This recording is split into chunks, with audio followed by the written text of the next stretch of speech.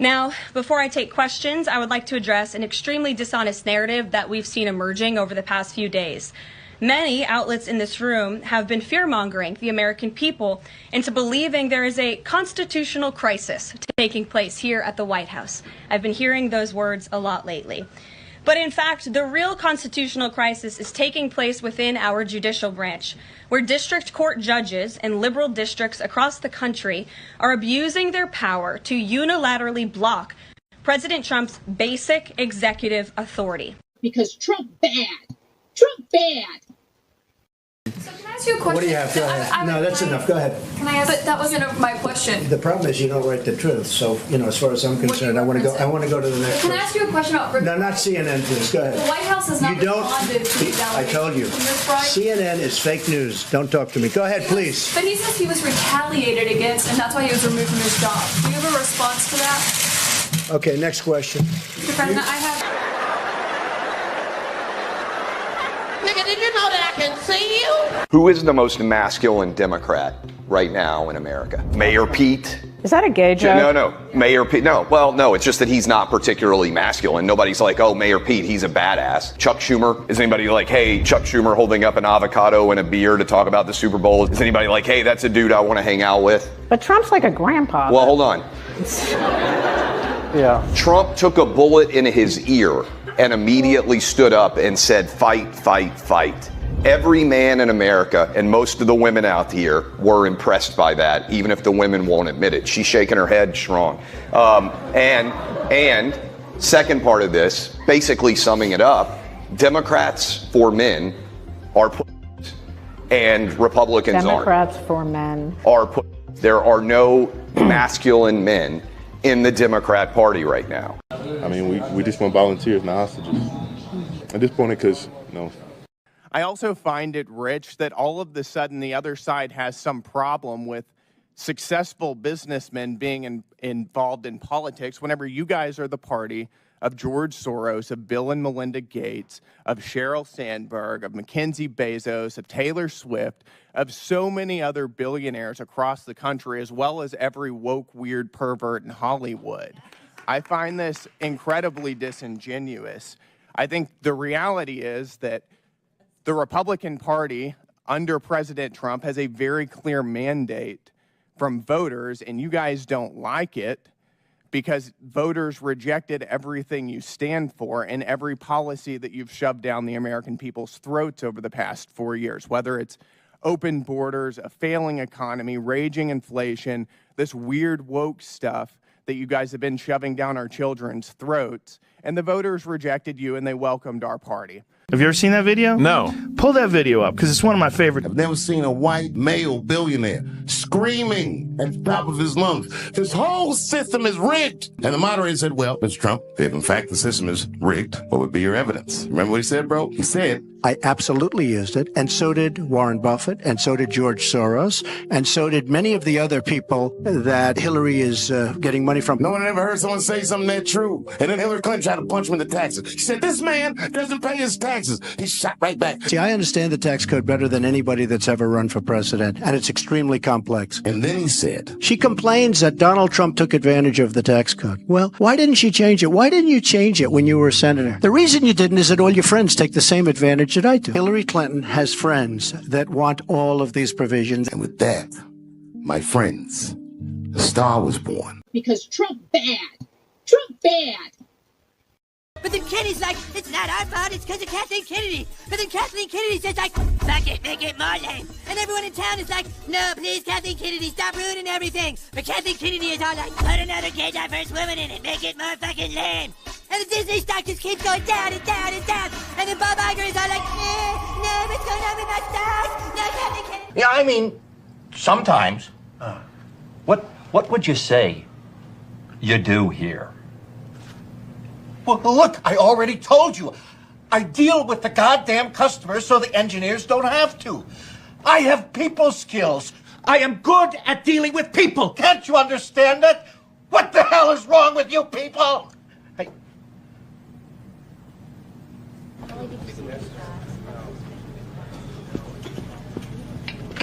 Ryan in mask just pulled the funniest troll move. He straight up corrected the evicted protesters like, yeah, PEPFAR funding was restored. Mr. Chairman, thank you for the opportunity to testify before this committee. My name is Max Primorak.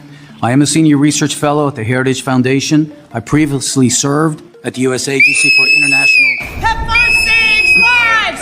Restore AIDS funding now! PEPFAR saves lives! Restore AIDS funding now! PEPFAR saves lives! Restore AIDS funding now! PEPFAR saves lives! I guess these guys don't watch the news. They didn't realize that PEPFAR was one of the many programs that did prove to be life-saving, so the funding was restored. Somebody better give them a link to, I don't know, maybe Fox News or something like that. RICO is not a crime. It is a category. What is the It's a category of crime. Oh, it's time to admit, huh, that a lot of y'all see your own people through the eyes of them folks. That's the reason why you got all these surface level critiques about hood ghetto people. Because Trump bad. Trump bad.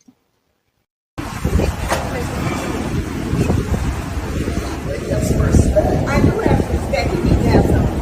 Wow. Yeah, I don't want to. Thank you for your service. I didn't want to turn around. Wearing that hat in public. Because y'all got false narratives out there, and y'all should be ashamed of y'allself. Y'all black. Y'all are black. And y'all sitting up here beating and attacking on a black woman that's in power. Y'all should be ashamed of yourselves. I'm also the supervisor of Thorn Township. So when do I have time for little people? I don't. They beneath me. They beneath me. And not let people feed you poison.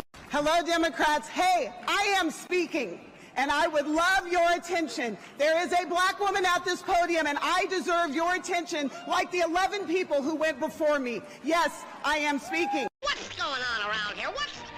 Put down that comedy relief. What's the big idea? I'm the hero of this picture. Carry me. Give me the cheers. Give me 1 dozen roses. You ain't shit. You ain't even a fucking pig no more. You think that makes me less dangerous or more? The NCAA has complied immediately, by the way. That's good. But I understand Maine. Is Maine here, the governor of Maine? Well, are you not going to comply with it? I'm complying with state and federal laws. We are the federal law. Well, you better do it. You better do it because you're not going to get any federal funding at all if you don't. And by the way, your population, even though it's somewhat liberal, although I did very well there, your population doesn't want men playing in women's sports. So you better comply because otherwise you're not getting any federal funding.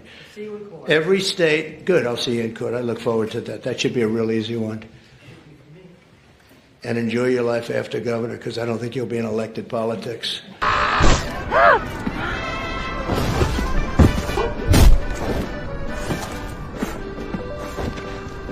¿Qué pues, pinche gringo mamón? U.S. Border Protection. How can I help you? Pues sí, you can help me. Devuélveme mi trabajo. ¿Qué hiciste? ¿Qué hiciste, cabrón? ¡Me destrozaste el coche, pinche gringo! Thanks for your collaboration. And remember, don't come back again. ¡Y el gringo nos quiere cobrar el muro! ¡Dile que no, pinche gringo racista! ¡Pues no te pagaremos nada! Wait a minute, please.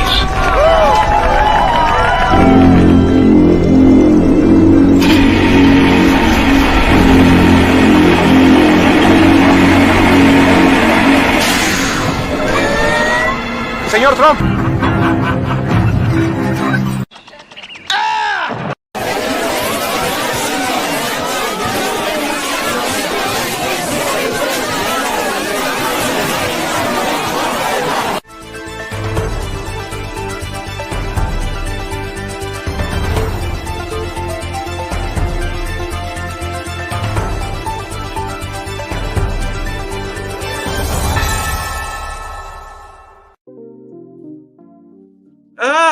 Good morning, good afternoon, good evening, wherever this video finds you. Welcome to Text. Ooh, I know. I've been busy. You know, I've got home stuff to deal with here, like, you know, dealing with my dad and everything. He's doing okay. But I'm here now.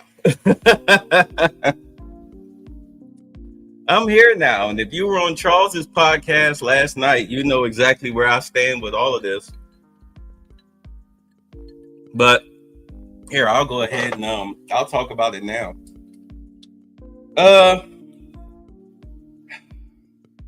It's like this. And I'm sorry I'm late, but I was trying to do a new intro, but it was too big. I couldn't get it resized fast enough before I uploaded it. So that's my fault. But outside of that, here's where I stand. Here's what I stand here. Here is where I stand with it. And I need for Black people to understand something here. Let me pull this up. Okay. You see this right here? See where you sit on the economic ladder? You're right here at the very bottom. And this is income by ethnicity. This is annual household income by ethnicity. And we're at the very bottom at $51,000. All right. And then you've got Hispanic Latin America at $65,000. You're so worried about white America and white supremacy. But if you see, they're here a little bit past the median income at $79,000. This is annual income per household. Okay, so they only got you about what? $38,000 per household. But of course, the Hispanic Latin American household is at $65K. The Mexican American household is at $66K. All right. The Asian American household is at $106K. And the Filipino American household is at $109K. And as you can see, the Indian American, that's not Native American Indians, but Indians from India, they're at $152K. So you're getting dwarfed by other people, but most especially by the very people that the Democratic Party that you are so in love with, they're now fighting to keep them in the country. Now understand something here. When Trump was talking about Black jobs, yeah, he was talking about the job that these people here from Brazil, Mexico, and just Latin Americans, these are the ones that take the jobs away from you, mainly. These are your main competition right here. You keep trying to say that your competition is the white man, but your real competition is sitting, what? Let's see, 1, 2, 3, 4, 5, 6, 7 up under you. This is your real competition, is these people here with this flag, and this flag. Can you see that? Your Nigerian, your Brazilians, your Mexicans, and then of course you've got your Hispanic Latin Americans with the American flag. That's your real competition. It's not necessarily the white American.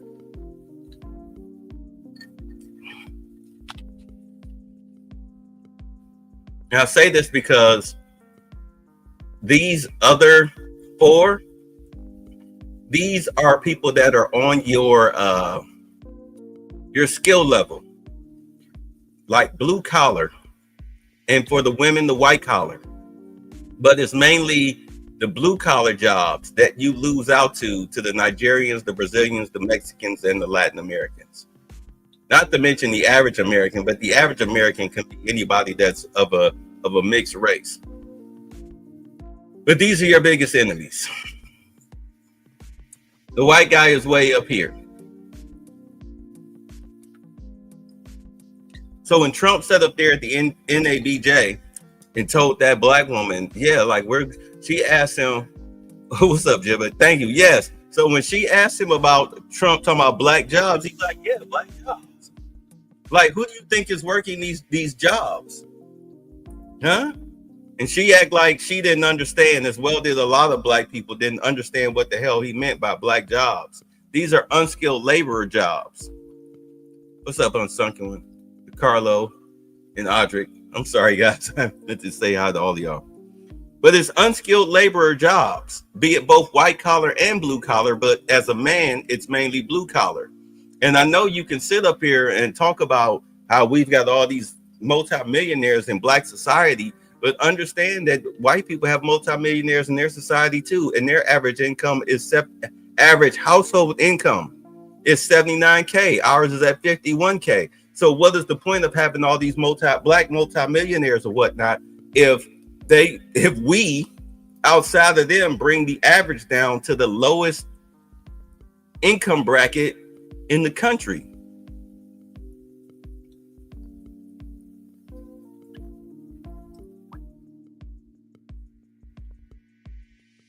And then you look at the crime statistics. Not only are you losing jobs to them, but you're also more victims of crime. I mean, that we get a lot of what we call black on black crime because of proximity, but also outside of that, you have crime that are committed by foreigners, illegals. What is the population number, ethnicity? Well, I know a lot of people say we're 13 to 14% of the population. I was thinking 44%, but after this last election, it doesn't look to be. Looks like it really is that much. You say skimmer. Oh yeah, the skimmer crimes. Yeah, a lot of foreigners do that skimmer crime. But outside of that, you've got gang violence, you've got drug crimes, you have crimes of a sexual nature. Trying to be very polite here. Let's see, you make it too much sense for them better. They want to wallow in willful ignorance, right? I mean, but that's why we're here. So you've got all of these crimes that are going on that are destroying neighborhoods, communities. They're bringing the cost, and do understand job prices. Well, excuse me, not job prices, job salaries. Yeah, prostitution with human trafficking. Yeah, I mean, we can rattle off a whole list, but car theft, good Lord, y'all going at it.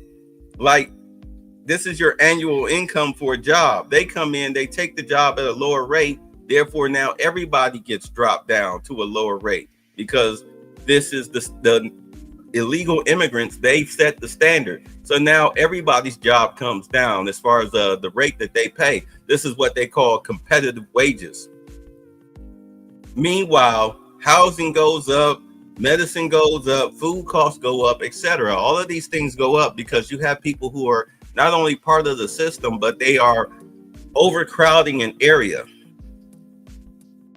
And because of that, you have a lot of crime. You have crime in grocery stores, corner stores, etc. So everything goes up because you have to offset that. If you've ever wondered why a corner store, why their stuff costs $1 more than what you would get at like a Kroger or Walmart, it's because of theft. So the shop owner will raise their prices on their goods in order to catch up with the products that they lose through theft. You say that chart is misleading if comparing to population.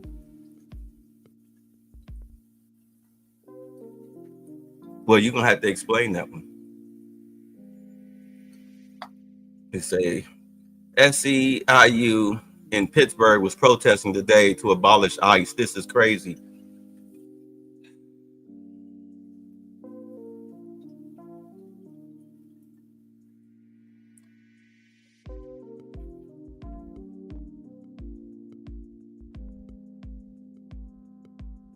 All of this is a power grab by the Democratic Party. You have to understand exactly what they've been trying to do since the Obama era, which is to cause chaos and confusion and disorder. And when Biden came in, and let's understand that Biden was a Sleepy Joe, was a serious situation with him. Yeah, service employee union. Why would they? You know why they're a service employee union? You know why? Because they could collect those dues and not get any trouble because they know that they could just call ICE and get those people up out of there. That's wild. if they gave them any trouble. Whereas if you as an American citizen, you have rights, you can take them to court, and illegal cannot. So I see why they would do it. But when Biden came into office, his aides running through the Alex and George Soros, mainly Alex, because George is a very old man. So Alex, his son, has taken over. And in all of the countries that are ruled by the crown, and I was talking about this last year on my Embrace Villainy channel, all of the countries that are under the crown, European countries, mind you, were under attack. They were all going through the same thing we were going through last year. Uncontrolled illegal immigration, a police force that squashed American voices and pushed foreign nationals or foreign illegals over American citizens. I mean, look what's going on right now in the UK, in Europe, in France, where they have, in the UK, they have grape gangs of foreign men that attack women, and like the judges will let these guys go, saying, well, this is part of their culture, and if you as a woman that was attacked, if you fight back, they throw you in jail. One woman, she killed her rapist and they threw her in jail. I mean, yeah, they threw her in jail. Said it was cultural violence.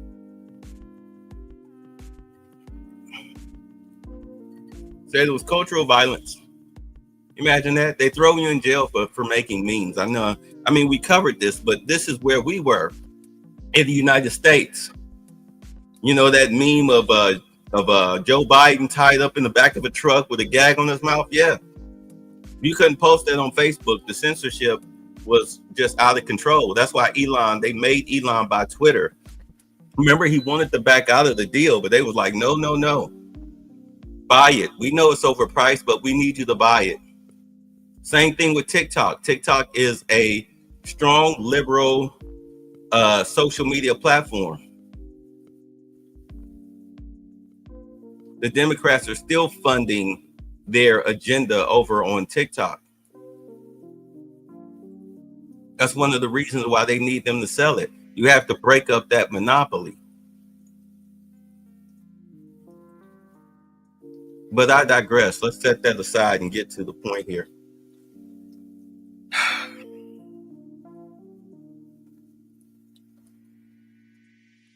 So last year, they let in all of these illegals. A lot of them are on terrorist watch lists. We are quite familiar with what happened as far as Venezuela, El Salvador, and Argentina, where the Biden administration asked them for their criminals. They literally asked them for their criminals, sent them money, stipend, sent them money through USAID or USAID, give them stipends so that way they can at least make it to the border. And then, of course, we know what happened when they got here the past 2 years. They gave them money, food, free health care, social security numbers, all of that stuff. Matter of fact, one of the White House people working in the government, he was arrested. They arrested him earlier this year for selling over 400,000 social security numbers. Elon talked about that. This is why they were trying to get into, now we're getting into it. This is why they were trying to get into the social security system, but they blocked it to where it was only where Doge, under what they presume was under Elon, only had read access.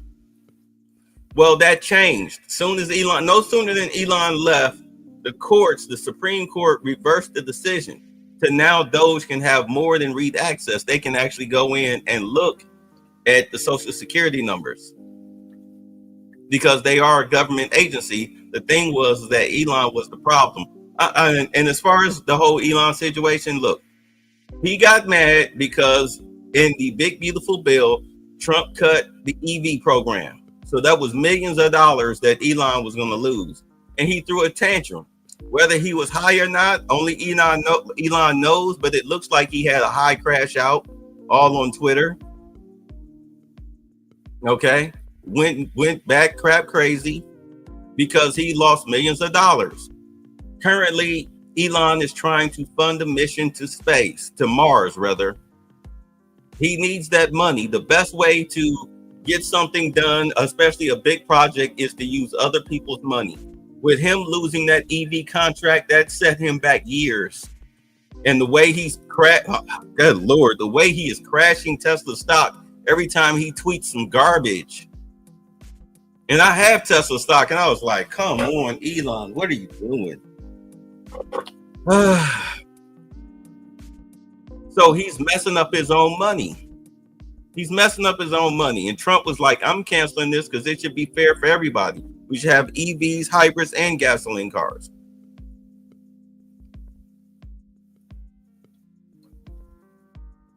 So that's all that was. It wasn't no big thing. It wasn't no biggie when you really look at it. Because I mean, the next day he was back wanting to give, wanting to kiss the tip.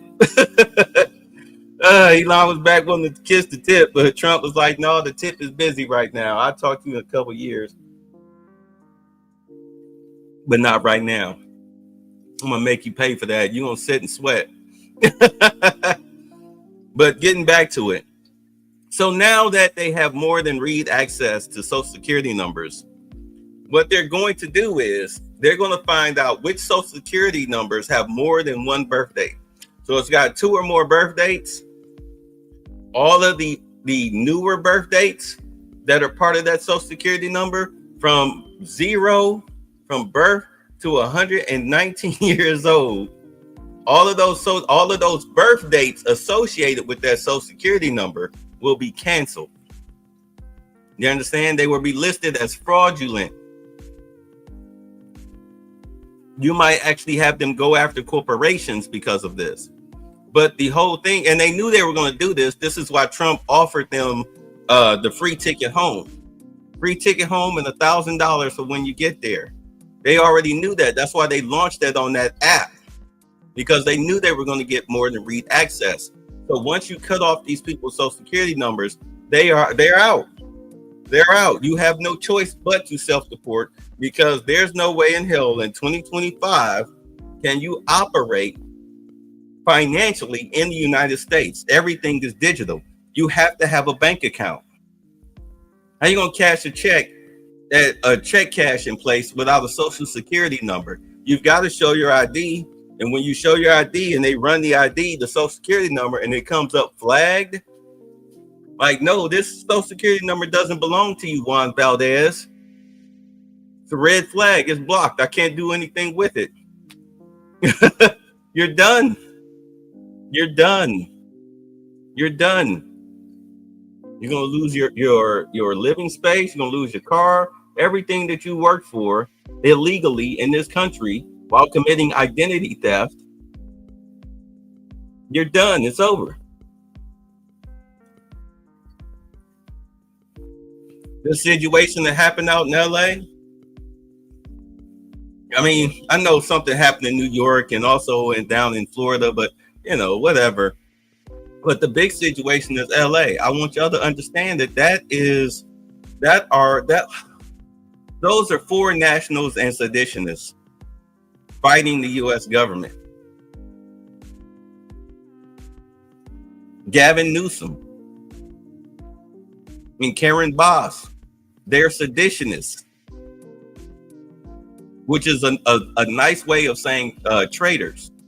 We took an oath to uphold the Constitution and to protect United States citizens, not illegals.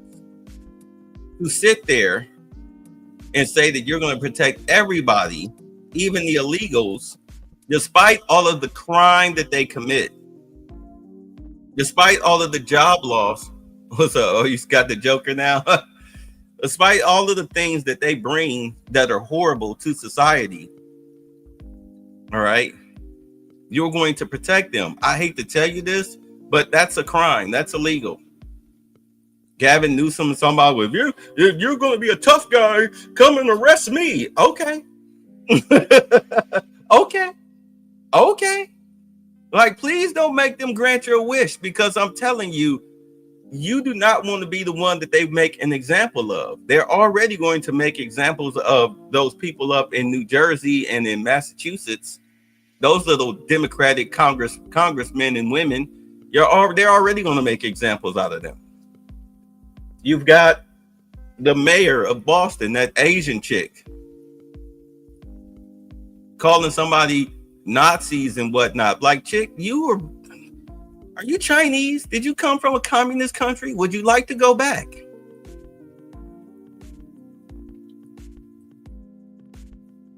But all of this is a result of those Jewish people getting hurt. I mean, don't get me wrong. They were already going to do the deportations, but they really ramped it up when those Jewish people got hurt by the guy in Denver and that Hispanic guy. In Washington or whatnot, the Virginia, the one that shot those 2 Jewish people who were at a Free Palestine, let's help the Palestinians out fundraiser. The irony of that. You pissed off the money. You pissed off the bank.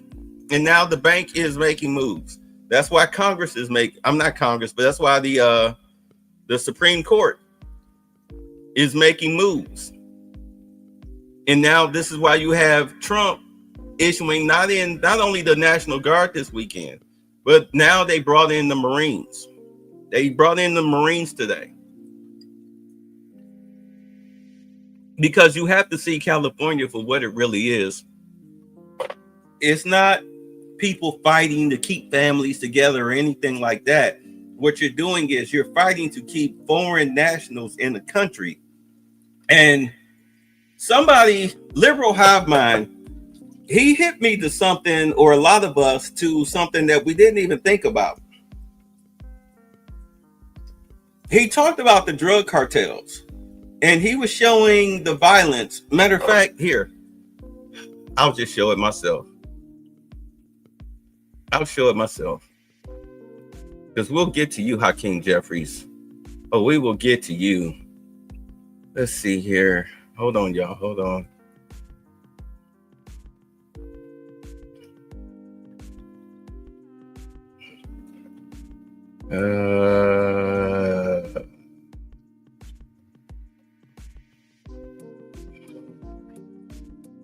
Yeah, here he is. Okay.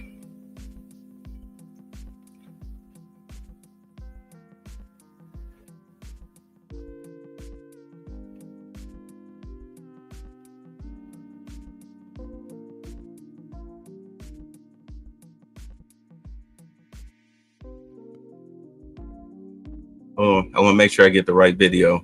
He's done several of them today dealing with this. Let's see here. He was talking about the political violence that's going on in South America when it comes to mayors and candidates who are looking to rid Mexico of the cartel. And these people are over there, like their leaders are over there getting shot. Let's see. Hold on. I want to make sure I get the right one. Come on. Is this it?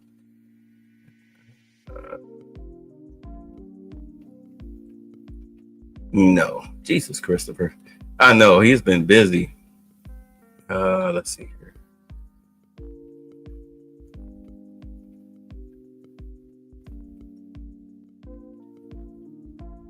Here we go.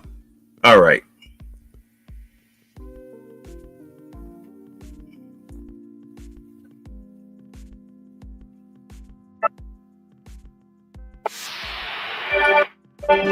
Hey guys, welcome to the Liberal Hive Mind, a channel solely focused on exposing the abundant hypocrisy of the left. Okay, so I guess what's new? Another absolutely insane video from South America. A video of next level political violence, this time a Colombian presidential candidate just casually getting shot in the head on the streets. It's another stark reminder of the absolute chaos, bloodshed, and corruption that exists beyond the southern border. And while the left and the media keep telling us that Trump Trump's border policies are racist, they're anti-immigrant. This reminds us that the reality is he's actually trying to keep this exact kind of chaos at bay from this culture of violence and political violence from ever spilling over into America. I guess more than it already has. There is an undeniable, dangerous, violent cartel culture that seems to totally rule in South America, Colombia, Mexico, Venezuela, the list goes on.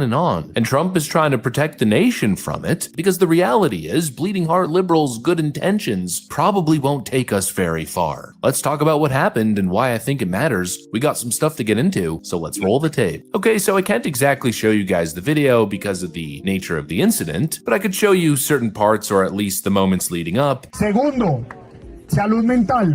El principal problema en Bogotá, en Colombia.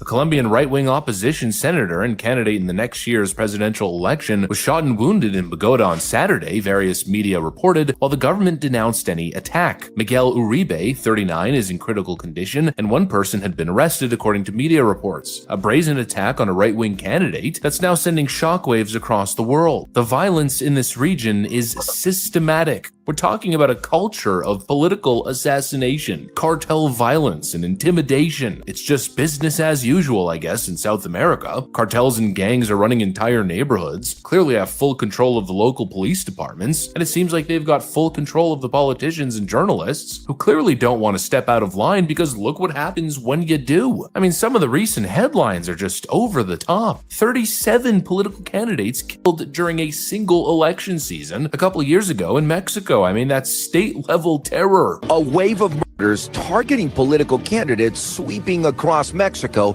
as the country prepares for the upcoming June 2nd election. Over the weekend, 2 candidates running for mayor found dead.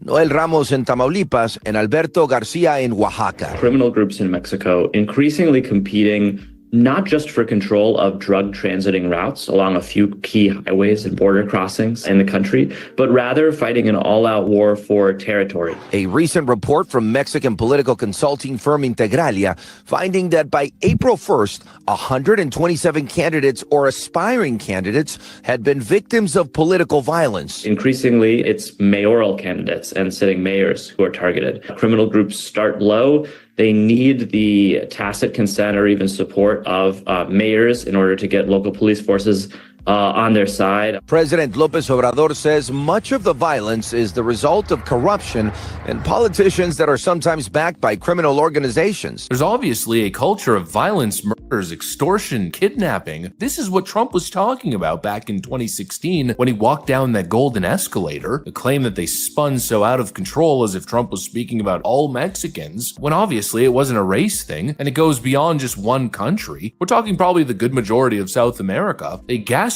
you into thinking that Trump was crazy, Trump was racist, but this is what he was trying to keep at bay. That should be the realization when people see once again another instance of extreme violence. And then just think about how crazy the Democrats were for 4 years, knowing this cartel violence exists the way that it does, keeping the southern border essentially open for Joe Biden's entire term. Hundreds of people, probably even thousands of people on terror watch lists, just simply waltzing on in. 151 migrants with positive terrorism watch list matches were arrested after crossing into the U.S. illegally along the southern border. The Department of Homeland Security said that a record encounter of migrants arriving from a growing number of countries have complicated border and immigration security. U.S. government agencies have not publicly indicated whether any individuals affiliated with Hamas have been arrested along the U.S.-Mexico border. That's what they allowed to happen openly. But Trump's the crazy one. I don't know about you, but I don't think Trump's crazy. I think Trump's the only sane person in the damn room. I take no offense to his hardline stance. I think it's smart, frankly. I think it's essential. Declaring war on the cartels. Seems like it probably should have happened a long time ago. Probably the only reason it hasn't happened yet is because of the business incentive. Newsflash, politicians and bankers are on the frickin' taking cuts of criminal proceeds. It's obvious why it hasn't happened yet, but if you look at the damage they've done, the lives they've affected, the death they've brought, declaring war on the cartels is absolutely justified. And to impose terrorist designations on their groups, using executive powers to grab them up and ship them straight to CSOT, totally frickin' justified. I don't think Trump's the crazy one. one. I think the Democrats are the crazy ones. The Democrats who handed the keys to the American border, Amazon Prime delivered it straight to the cartel's front doorstep. Here's the key, come on in. I think that's the craziness, all while lecturing us about compassion, human rights. Meanwhile, these same cartels are shipping fentanyl, meth, and God knows what else into our communities, fueling the overdose crisis, killing over 100,000 Americans a year. And they say Trump's crazy. You know, the Mexican government officials smirk and laugh at Donald Trump. Oh, he's crazy. Oh, he's crazy. What's he talking about? Declaring war on the cartels. Yeah, obviously, that's the gaslight. That's the diversion tactic. Trump is crazy. They want you to focus on that instead of focusing on the fact that they're freaking complicit. They're sitting on the blood money. Mexico's a damn narco state. In 2023, Mexico saw a total of 42,000 homicides out of a population of 129 million. It's a pipeline for crime and chaos. The politicians obviously cannot be trusted because you literally cannot exist in a lot of these South American countries as a politician. If you're not capitulating to the cartels, they will literally kill you. So pretty much every high-powered politician is a member of the freaking cartels. It's unbelievable. It's unsustainable. It's obviously dangerous. It's clearly a problem, and Donald Trump is not a racist, is not a bigot, doesn't hate Mexican people or Colombian people. He doesn't hate Venezuelans just because he doesn't want TDA members taking over entire apartment complexes and neighborhoods. Oh, but of course we heard the leftist reaction to that one. The incidents were limited to a handful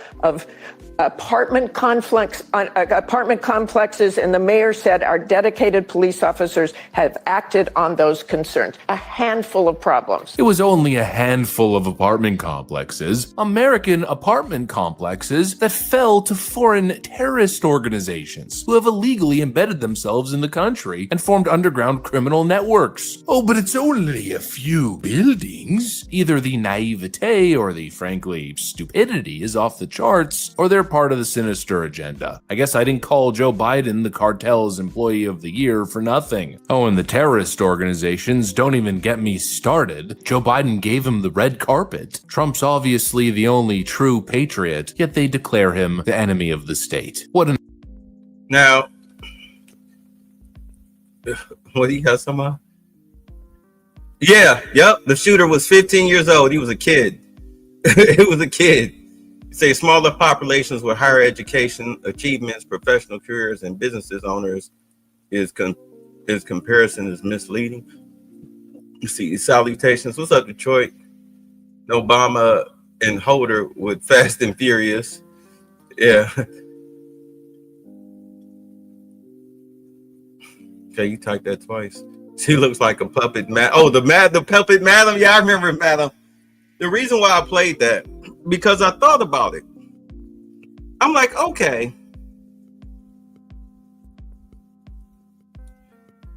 You wonder why these mayors are fighting so hard to keep these illegals in their cities, these so-called sanctuary cities, but yet these cities are strapped for cash. You wonder what makes them go against the American people. Why are they fighting so hard? And then after watching this video, I thought about it. I said, what if these people are on the take from cartels, these mayors? What if they're on the take from the cartels? Not just because of money, but also because of fear, out of fear. And it may go back to Tiffany Henyard. Yes, that, you know, the queen of DEI hires as far as mayors.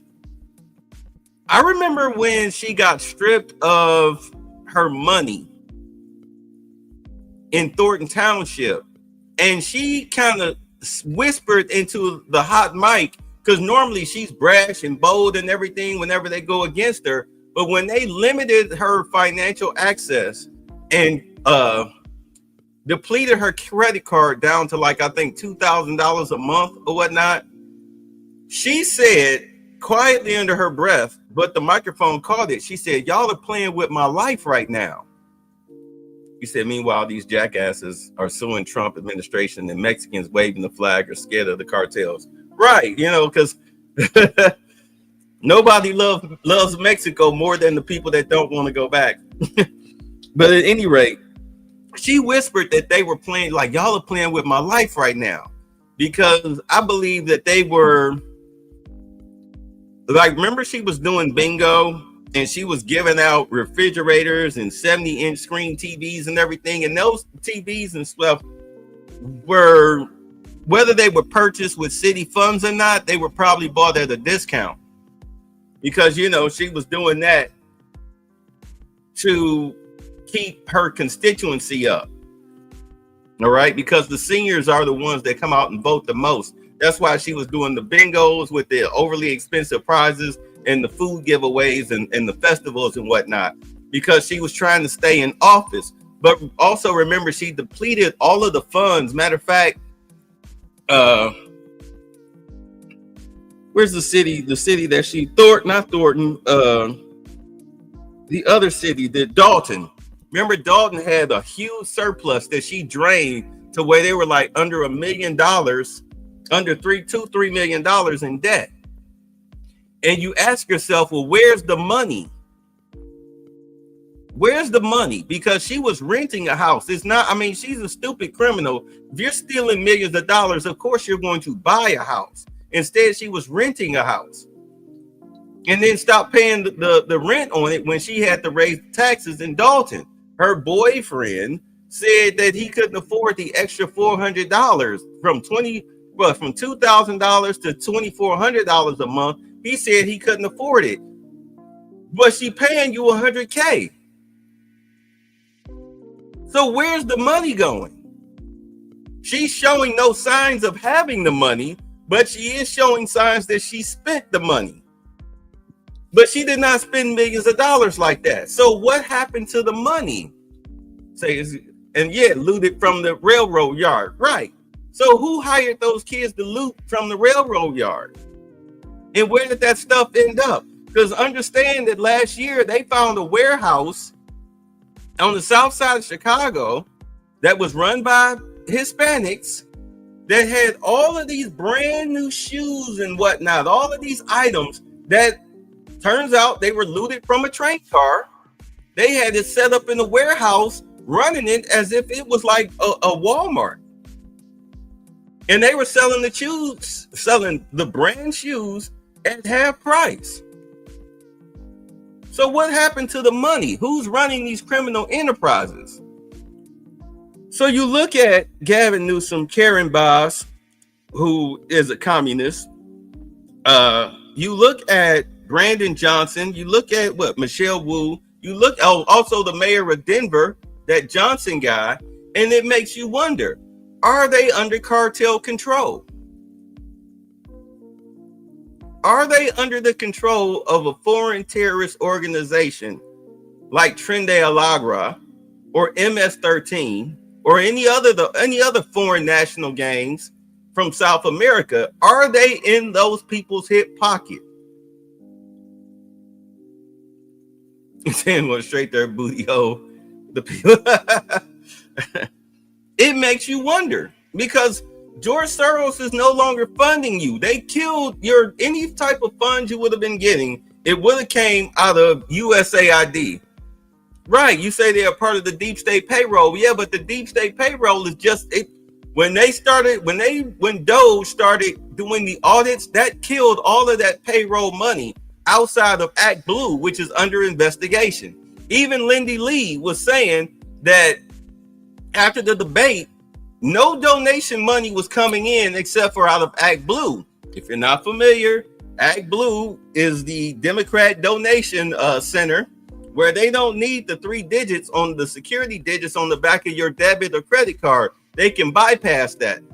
And they was just siphoning money out of people's accounts all willy-nilly. Remember, Jasmine Crockett was saying, I raised the most money ever in my district. Yeah, through Act Blue. And Sheldon Daniels went to somebody, these retired white folks staying like almost 2 hours away, that don't even know her. Like, did you donate $16,000 to Jasmine Crockett through Act Blue? And they was like, hell no. What are you talking about?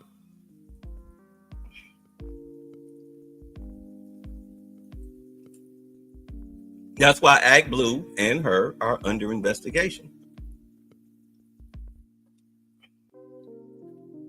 They're running a criminal enterprise. Their CEO and president and all of their high board members, the second that they found out that they run an investigation, when they served the warrants, all of those people quit. They quit. Said, think about it. Why you think FBI or CIA to investigate on Elizabeth Warren or Nancy Pelosi? Oh, you mean why they didn't do it? Oh, as far as before President Trump took office, they were all in bed. That's why Kash Patel was the biggest chess piece when it came to Trump's cabinet, his nominations. He was the last one, and the Democrats tried to hold out real hard, but there was nothing they could do. They couldn't block it because they didn't have control of Congress or the Senate.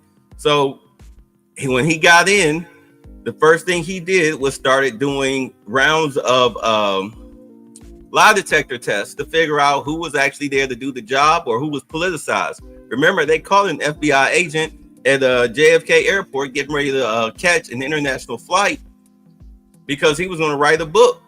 He had made copies of classified information and was getting ready to go overseas to quote unquote write a book. They nabbed him right at the airport. But what you have right now going on in California, in all honesty, it really is. I mean, you can call it an insurrection if you want to. I call it sedition and an attack from foreign nationals, because that's who's all that's out there.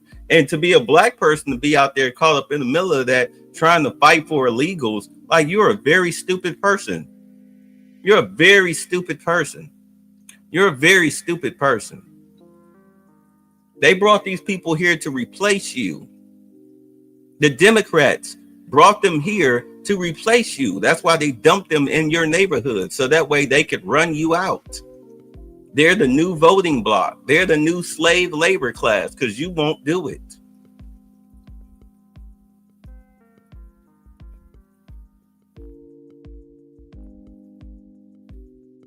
But you can't have foreign nationals, who are especially that are illegal, taking over American cities. That it just won't do.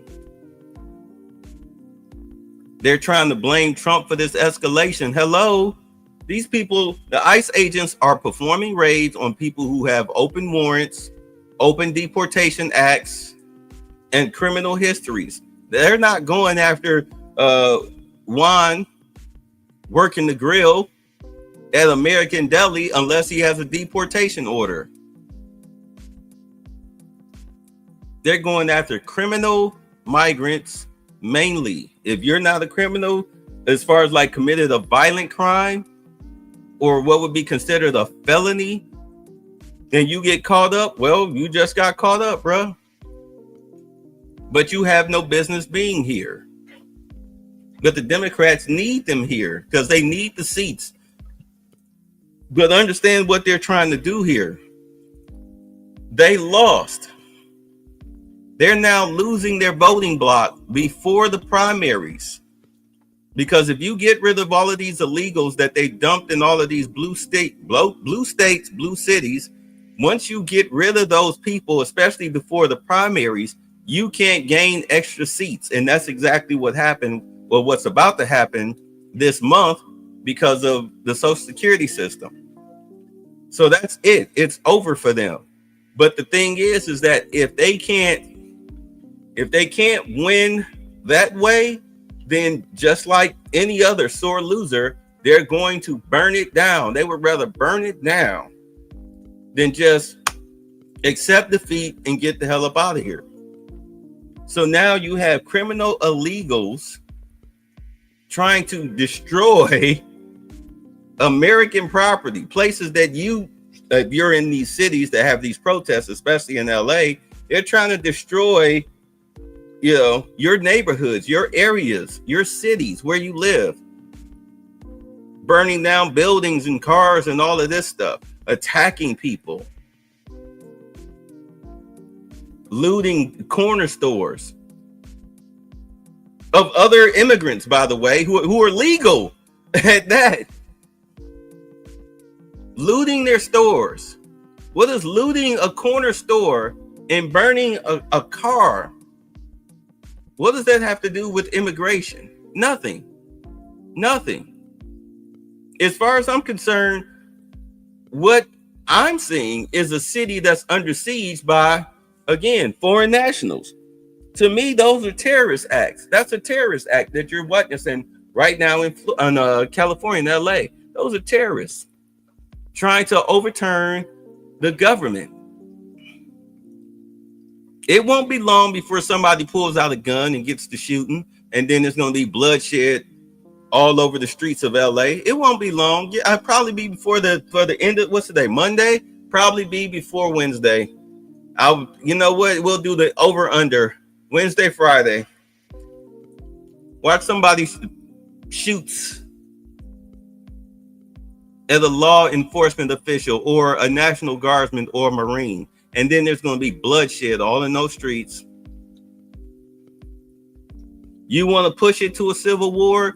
Democrats trying to protect illegals, foreign nationals. Let me tell you something. You will not win this. They will not win this. They will not win this. They're not skilled enough. They don't have the weaponry. You as a Democrat, you're not skilled enough. You don't have the weaponry.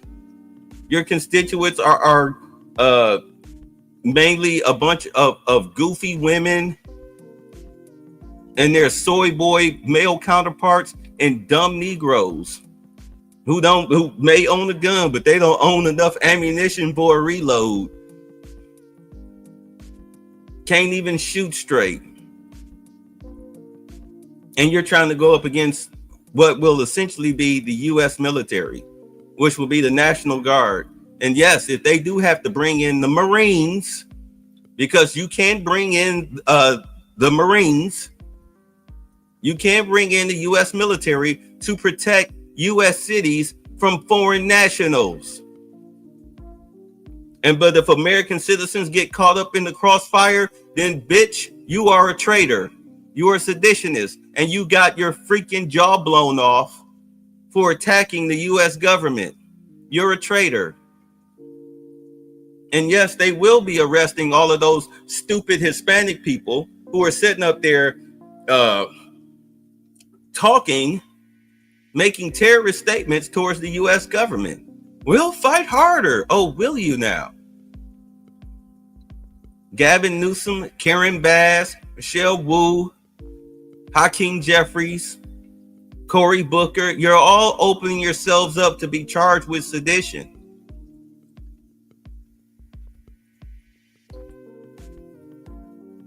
Tell me I'm lying. You say that's how they got rid of Osama bin Laden. Trump should address America in prime time. Deport their rooster too. Yeah. Right now they're trying to blame Trump causing World War III, which he turned on Zelensky rat ass and walking away the chessboard from Putin and Xinjiang. Yep. Let's see what you say. Let's see. Meanwhile, U.S. has spent trillions to fund to Ukraine, and Zelensky didn't even hit the goddamn nukes in Russia. Zelensky ain't hitting on shit. No, he's not.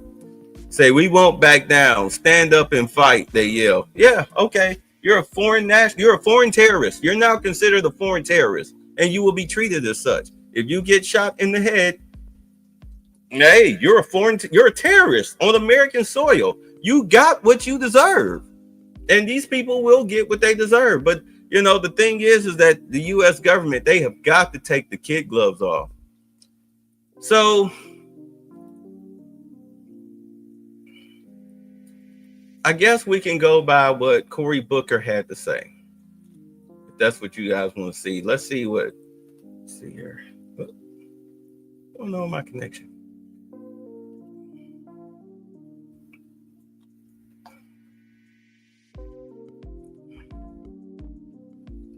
Am I here? Hold on, y'all. Looks like I got technical difficulty. Let's go to history. Okay.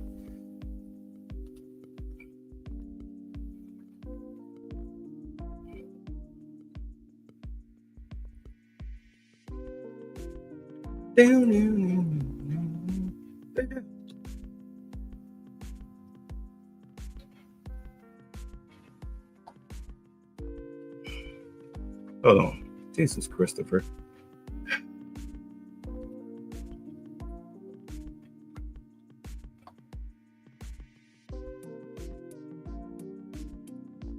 Says no internet connection, but I ran a test.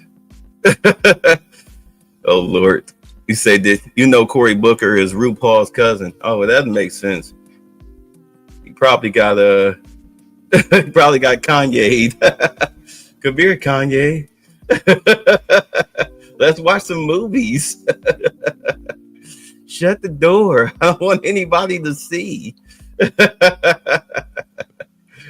Let me stop. Let's see. Hold on. Damn. What is going on here? Don't let no man parts pop up like rolling. Hold on. All right. Let me go to video file. Let me see here. Let's see. Hold on. Luckily for me, you do have Americans fighting back. Hold on. Let me fix this. Give me a second, y'all. Oh, this is my intro. Hold on. That's my new intro, but I don't want to use that. Hold on. Let's see. Video file. Where is that?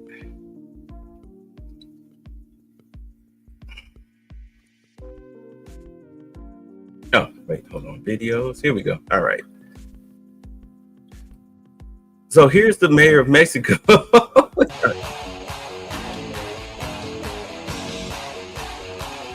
Let me mute that. All right. So as you can see here, oops. Crap. Come on. There we go. Okay. So Mexico's President Claudia Sheinbaum is now calling for protests in the United States. If necessary, we'll mobilize. We don't want taxes or remittances from our fellow countrymen from the U.S. to Mexico. Like, is this chick crazy? Like, does she hear herself? But if that's the way you want to go, then, I mean, we can go that route. You can go that route because you really don't want it from the U.S.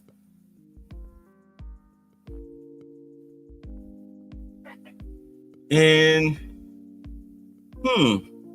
this is a YouTube issue.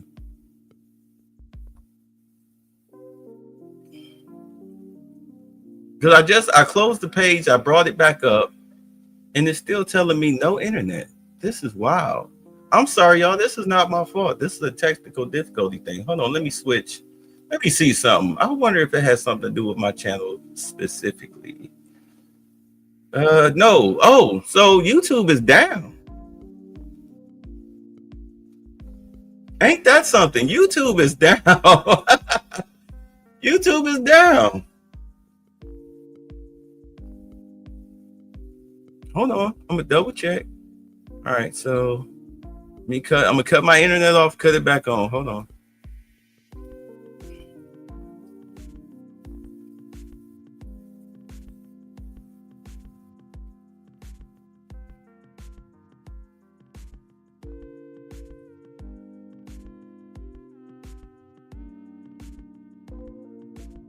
I know this is the weirdest thing. I've never had this issue.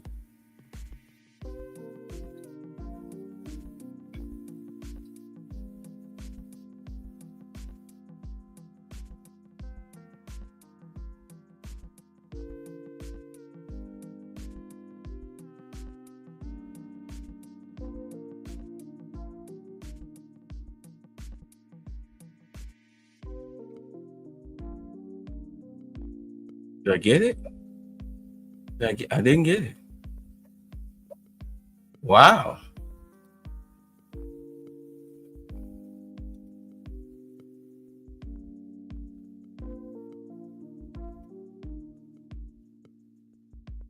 And you get no protection. Yeah. So, damn, I am getting no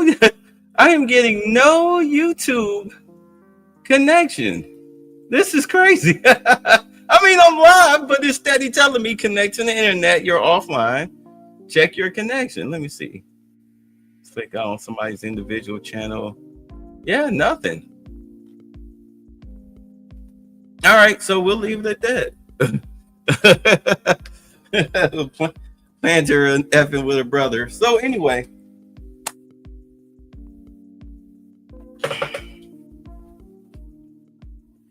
what you have really is foreign nationals trying to take over a U.S. territory, and that will not sit right. You have governors and mayors who are in favor of foreign nationals taking over U.S. cities. That doesn't work. In all honesty, Trump needs to take the kid gloves off. Pam Bondi needs to take the kid gloves off.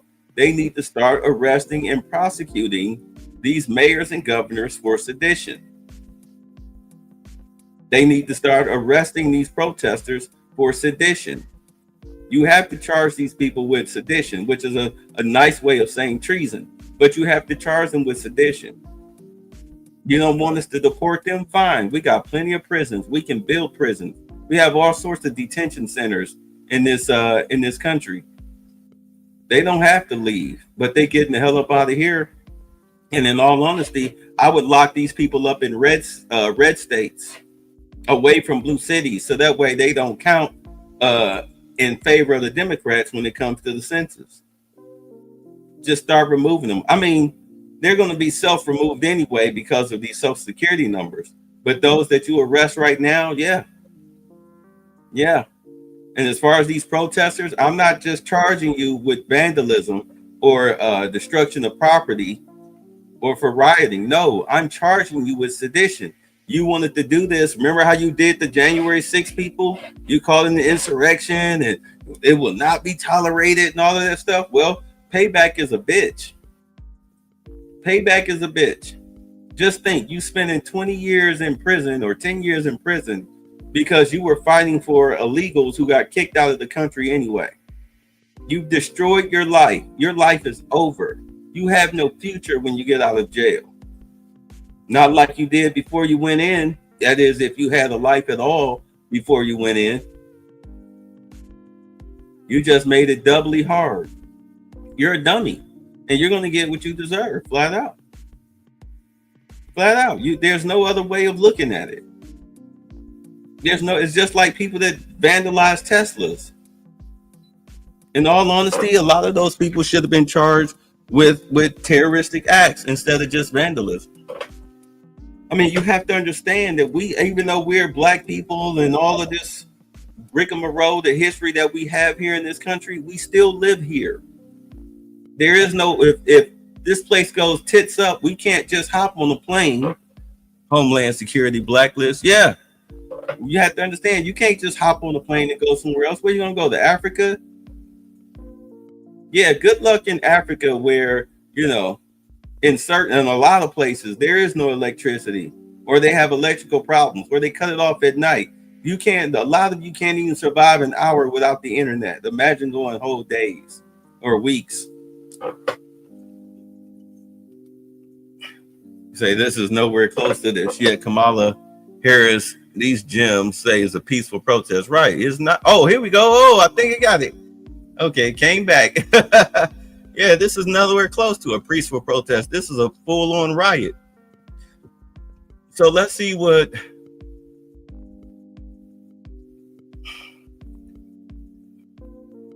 Oh, come on. Let's see what Hakeem Jeffries has to say. Hold on. Remove. Yeah.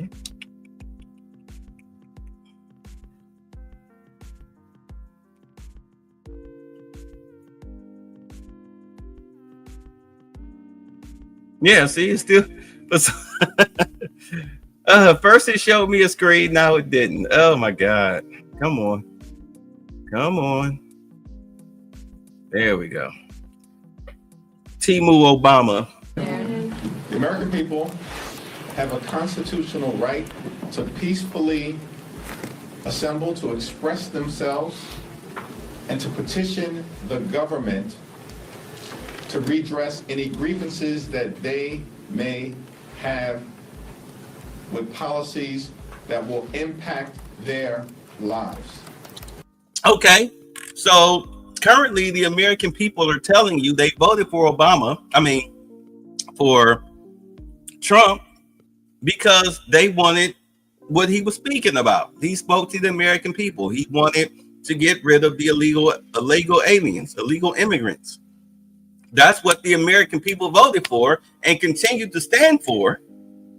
So therefore, we're following the wish of the majority. It's a democracy. I mean, it's not a democracy, but if you want to call yourself saying that this is the democracy, well, the American people are not standing with illegals. Hakeem? Or are you just talking about the little small group that you represent? That's a constitutional right that is contained in the First Amendment. We encourage everyone who is exercising that right to do so peacefully in Los Angeles County and beyond. But the right to peacefully assemble, to express themselves to the government in order to bring about change in this country is a fundamental American principle, and we will continue to stand behind it.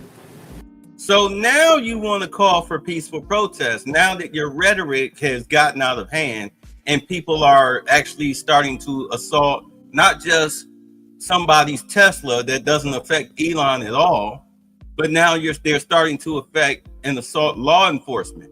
Now you want to change your tune, especially now that they brought in the Marines.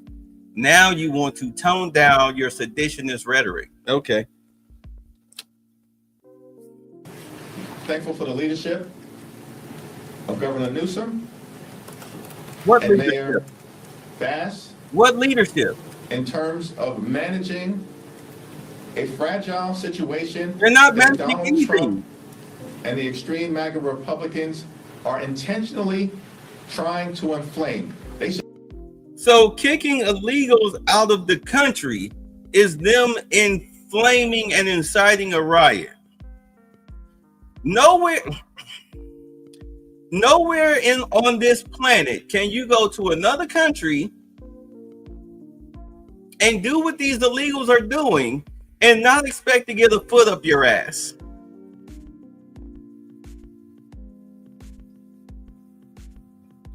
They should be ashamed of themselves. And these people have zero credibility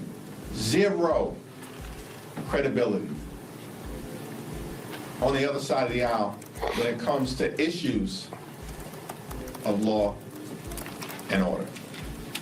Questions? Mr. Leader, good afternoon. Thank you. Do you think that some of the images we're seeing from Los Angeles put Democrats who are in swing districts in a tough spot?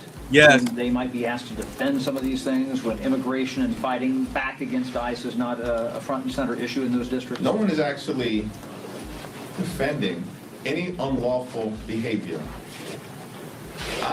But you've had Democratic leaders, especially on the ground there in LA, foreign Democratic leaders at that, calling for more violence. You've got Gavin Newsom not taking the side of the illegals, as is Karen Bass, the socialist, communist, Marxist. Gavin Newsom is just a scum. That's why they call him New Scum, because he's a scumbag. Wherever the wind blows, that's where he's at. Defending the right for the American people to peacefully assemble. And we'll continue to encourage people to exercise that right peacefully.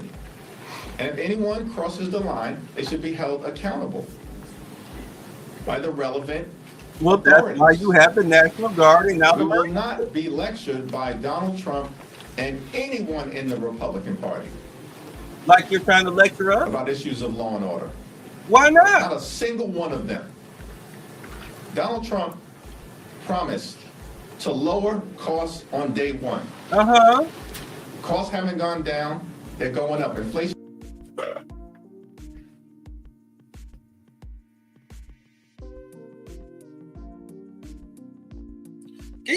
Can I tell y'all how sick and freaking tired I am of them always trying to act like, well, he said day one, so on the first day, You know, eggs was supposed to go from $10 to $3, like immediately.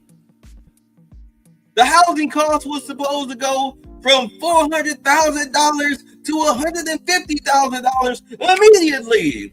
Even though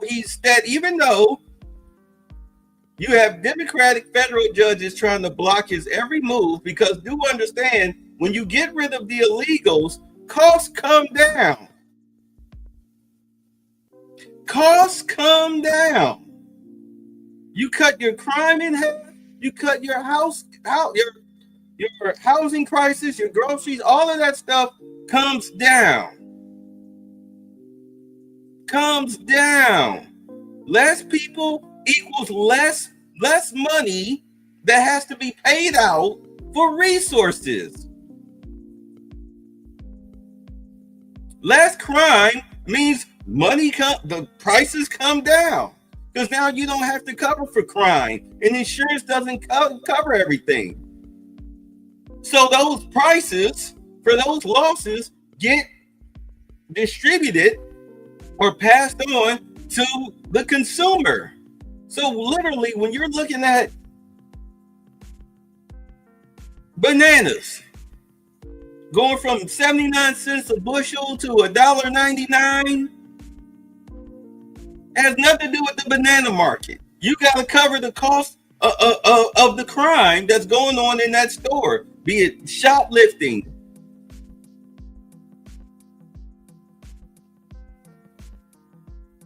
security. You have to pay for that. You, the consumer, have to pay for that. The owners pass it on to you.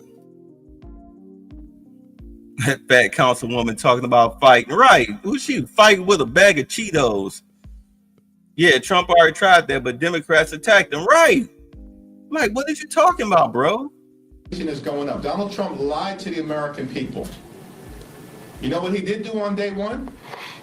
He pardoned hundreds of violent felons, criminals, who brutally assaulted police officers and attacked the Capitol on January 6th. But see, there you go, back to January 6th. But not understanding that those who after Trump went through the files, those who committed attacks against police officers that actually did assault police officers and whatnot, they're still in jail. Not everybody at January 6th got pardoned. Just the people that the FBI railroaded. You're like, damn, like, what are you talking about? Like, I was there, but I didn't go in the building. Or I was there. The guards, remember the security guards at the Capitol, they opened the doors and let the people walk right in. Like, all I did was go through the halls. I didn't touch nothing. I didn't break nothing. I didn't steal nothing. But you're giving me 20 years?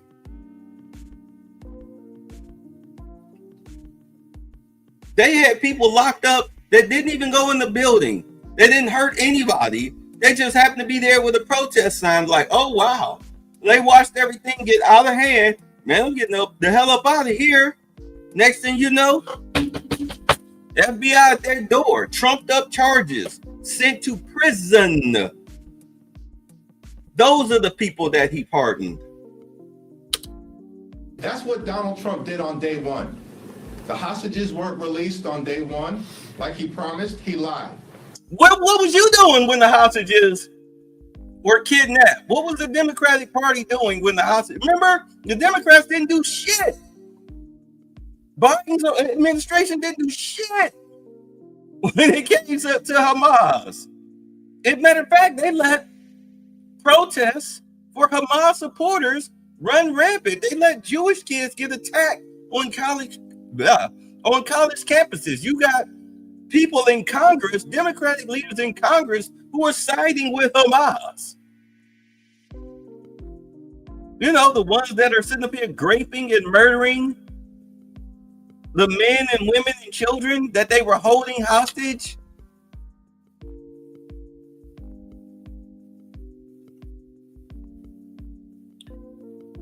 Did nothing. How many American hostages is Hamas holding today? Yeah, not one. war didn't end in Ukraine on day one, Donald Trump lied. Costs didn't go down in America. Oh my God. On day one of Donald Trump's presidency, he lied so to you, weak. the American people. You know what he did on day one? He pardoned hundreds of violent felons. And what did you do? Beat police Nothing. officers. That's the insurrection. And you're still doing nothing. And so the notion that Donald Trump and his minions, his sycophants here in the House of Representatives or in the Senate, who are nothing more than a reckless rubber stamp for Donald Trump's extreme agenda, are going to lecture America about issues of law and order, get lost. This motherfucker here.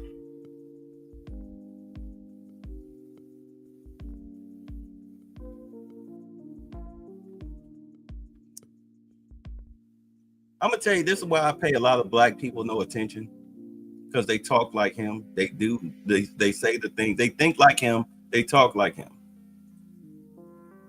Instead of accepting responsibility for what you've done, you pass the blame on to everybody else. Somehow Donald Trump is forever his boogeyman. And then they wonder why they sit at 21% and why nobody trusts the Democratic Party, why they hate their guts, why people are leaving the Democratic Party. He lied. He said day one.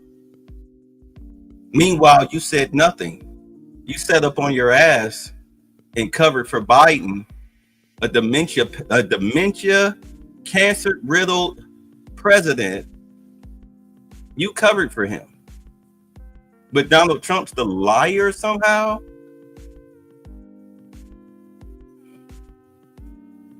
Actually, on day one, Hakeem Jeffries, he started working on all of that stuff. He started working on that stuff day one, and he's still working on it. Maybe you should tell Lindsey Booker to stop going overseas and agitating Zelensky to attack Russia. You know, if he would stop doing that and actually sit down with Putin and make a deal, the conflict would be over. But no, you guys are steady trying to incite the war because that's your slush fund vestule. You're not slick, and you're full of shit. You're so full of shit. Oh my God. I'm not gonna watch all of this. This guy gives me a headache. We're not failing you. Yes, you are. At all. You have zero credibility. Who has zero credibility? On this issue. What did you make of President Trump's comment saying that it would be a great thing to see Governor Gavin Newsom arrested? Donald Trump is clearly trying to distract from the fact that he has a failed administration. Where's the failure? A failed administration. Where's the failure? He promised to lower costs. Costs have dropped. He promised to deal with inflation in America. Inflation has Costs are dropped. going down. Life has become more expensive. No, actually it hasn't. And he's asked the guy, I forget the guy's name. He told him to lower the interest rates. Like, hey, everything's going down. You need to lower the interest rates. But this guy has TDS, so he's like, no, I'm going to keep the interest rates high for Americans, even though costs are going down. But he refused to do it. So where's the failure? Where's the lie? What are you getting at? The business environment is shaky. Small businesses are being forced to close. Because our of crime. credit rating has been reduced. Because of crime. The bond market is reacting adversely to Donald Trump's erratic policies. The Trump tariffs are going to result in thousands of dollars of additional expenses per year on everyday Americans. Those that have those corporations that aren't moving their plants here to the United States, well, yeah. But thanks to the big, beautiful bill, as we discussed last night, you're cutting federal income tax for people who make less than $200,000 a year. It goes away. So you pay 40% of your check, every check, to the federal government, the taxes. Once that is gone, Once that is gone, you get 80% of your check more per month, 40% more per check, 2 checks a month, 80%. So if a baby carriage costs what, $165, so now it costs $185, $200. Guess what you can do? You can afford it. You can afford it. Simple mathematics. Donald Trump and the Republicans are crashing the economy in real time and then driving us toward a recession. His presidency has been a failure. And now they're trying to jam this big, ugly bill, this disgusting abomination down the throats of the American people. A bill that's deeply unpopular with the American people, and we're just getting started. And then he's in a big fight with Elon Musk, the most personal of disputes possible. Nobody cares about that anymore. Is it any surprise to anyone that he's trying to distract the country with this erratic and extreme behavior? No. And we're not going to fall for it. Thank you, Mr. Mayor. On Friday, a district court judge in California granted approval for billions of dollars in retroactive pay to athletes and paved the way for athletes going forward to get paid for their name, image, and likeness. This comes ahead of a House Energy and Commerce Committee hearing this week on this issue. As a sports fan and the top House Democrat, what's your reaction to that ruling, and what role does Congress play going forward in helping shape the landscape now that this ruling has been granted? We look forward to our continued conversations with the NCAA and the relevant college athletic authorities in order to make sure that, in view of this court decision, that there's a framework that exists nationally to make sure that there's a level playing field and that athletes and their families are in a position to benefit and not be exploited by outside they want to make sure forces that men get that may seek to take advantage of them. And then at the same time, we can maintain a competitive landscape across all sports, not simply men's basketball and men's football. I understand the Hispanic Caucus is seeking an investigation into the handling of the protests in Los Angeles. What do you see as avenues for oversight and investigation into that matter? Well, we'll continue to press Republicans here in the House to undertake their constitutional responsibility to serve as a check and balance on an out-of-control executive branch. You're not It only takes a handful of Republicans to actually show some spine, some backbone, and some courage at what is happening in America, a clear assault on the American way of life, on the rule of law, on our democracy. By illegals. And the American people aren't feeling it. That's why this guy in the Oval Office is the most unpopular president in the first 100 days in American history. Claims to have some big mandate. And each and every day that passes, he becomes more unpopular as the behavior and the corruption and the cruelty and the chaos becomes more erratic. So we're going to continue to use every lever available to us as members of Congress, partnering with our colleagues in state and local governments across the country to shine an intense spotlight on the egregious overreach that is taking place by the Trump administration on a daily basis as it relates to targeting law-abiding immigrant communities, as well as dreamers and farm workers and people who are actually contributing to the communities that they live in on a day-to-day basis. That's why you're seeing the American people express their discontent.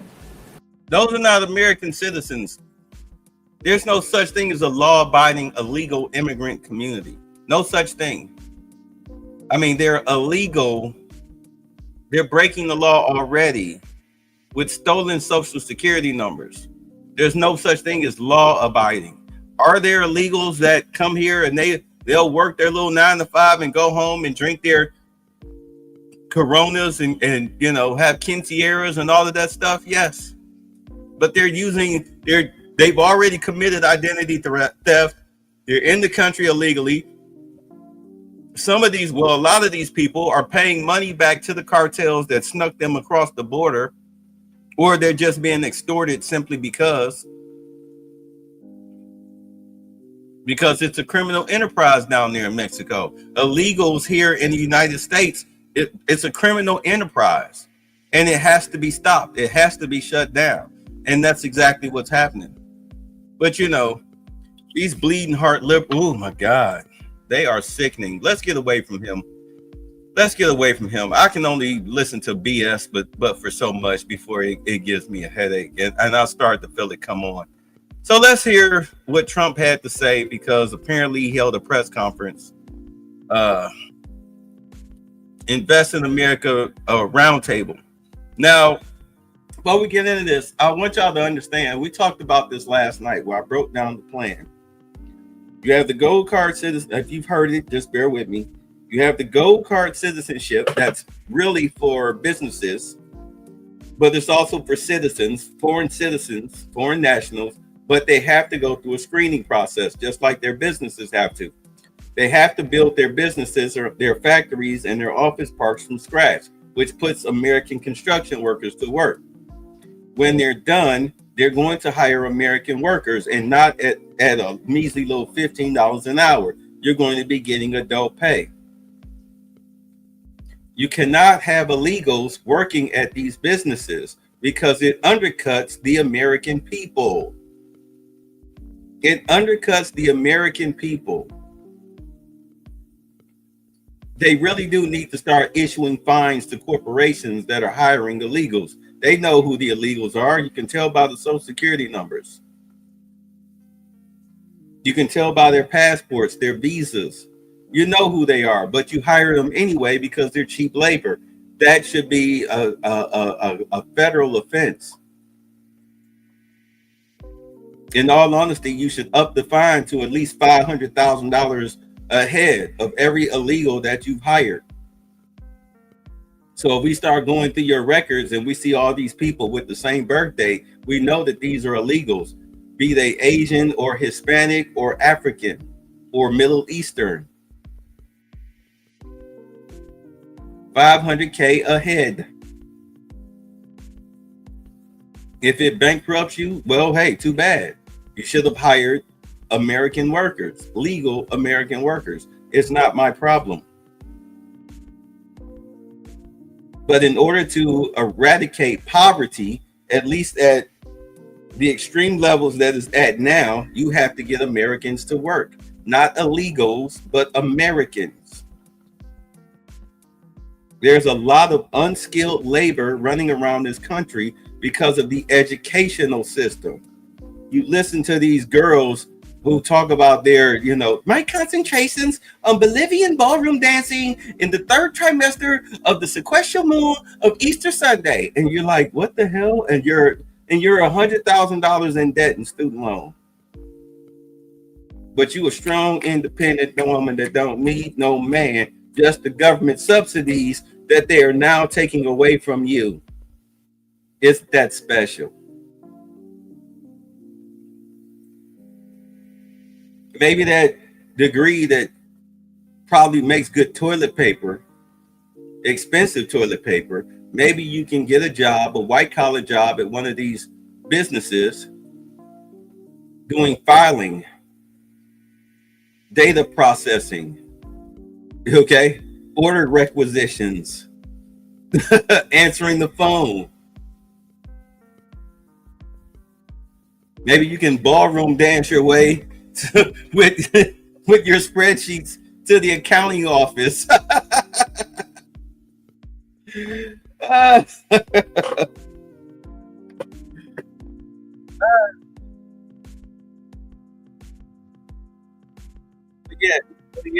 mean, if you look at it from the whole plan, you can see that he really is trying to make America great again.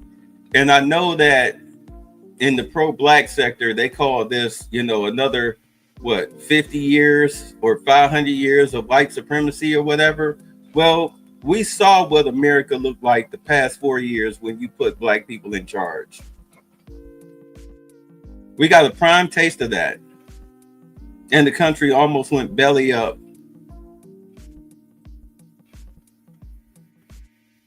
Not all of us are incompetent like that. They just turned it over to incompetent people because they was black. Black power. Because y'all black. I'm black. And y'all beating and attacking a black woman. That's in power. Yeah, because you're stealing the money.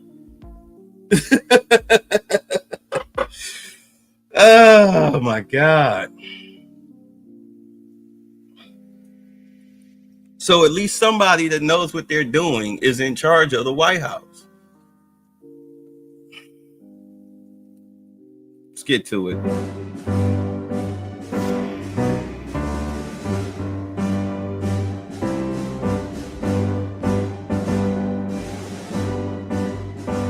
But you have to kill the crime bill. You had to kill crime. You had to put Americans to work.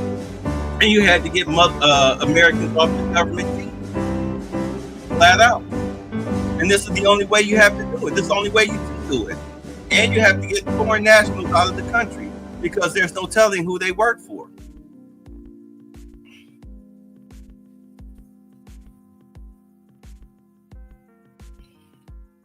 We've had some exciting days in the last week, I would say, mostly good. So let's see what's going on with the things you're reading about in Los Angeles. Thank goodness we sent out some wonderful National Guard. They've really helped. And I'm about to write down, just in case he talk about corporations that are coming here, I need to write that down, see what their stock look like. Let's go. A lot of problems they were having out there. They were afraid to do anything, and we sent out the troops, and they've done a fantastic job. So I want to thank them very much. I also want to thank you for being here as we discuss one of the most exciting parts of the One Big Beautiful Bill. It is indeed a big, beautiful bill, and it's doing very well. The Trump accounts, as they call it, pilot program, which will make it possible for countless American children to have a strong start in life at no cost to the American taxpayer. Absolutely no cost. It's going to have a huge impact. I want to thank House Speaker Mike Johnson for, number one, being a great speaker, and number two, perhaps slightly less important, for being here today. Thank you, Mike. Along with Chairman Jason Smith, who's fantastic, and Representatives French Hill, August Pfluger, Blake Moore, Rob Bresnahan, and Frank Lucas. Thank you all, fellas. Thank you very much. We appreciate it very much. Thanks as well to many top business leaders from Invest America, CEO, Council. It's been a wonderful council. They've come up with some fantastic ideas. We're putting them into use.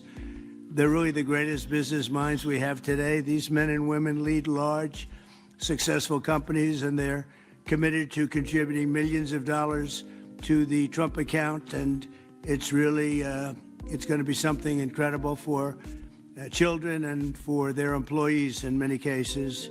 Here's how the accounts work. For every U.S. citizen born after December 31st, 2024, before January 1st, 2029, the federal government will make a one-time contribution of $1,000 into a tax-deferred account that will track the overall stock market. In other words, it'll be pegged to an index that we'll pick. Right, Michael? We'll pick it. We'll pick a good one. Maybe you should be the index. I'd like to have that. Oh my God. How terrible.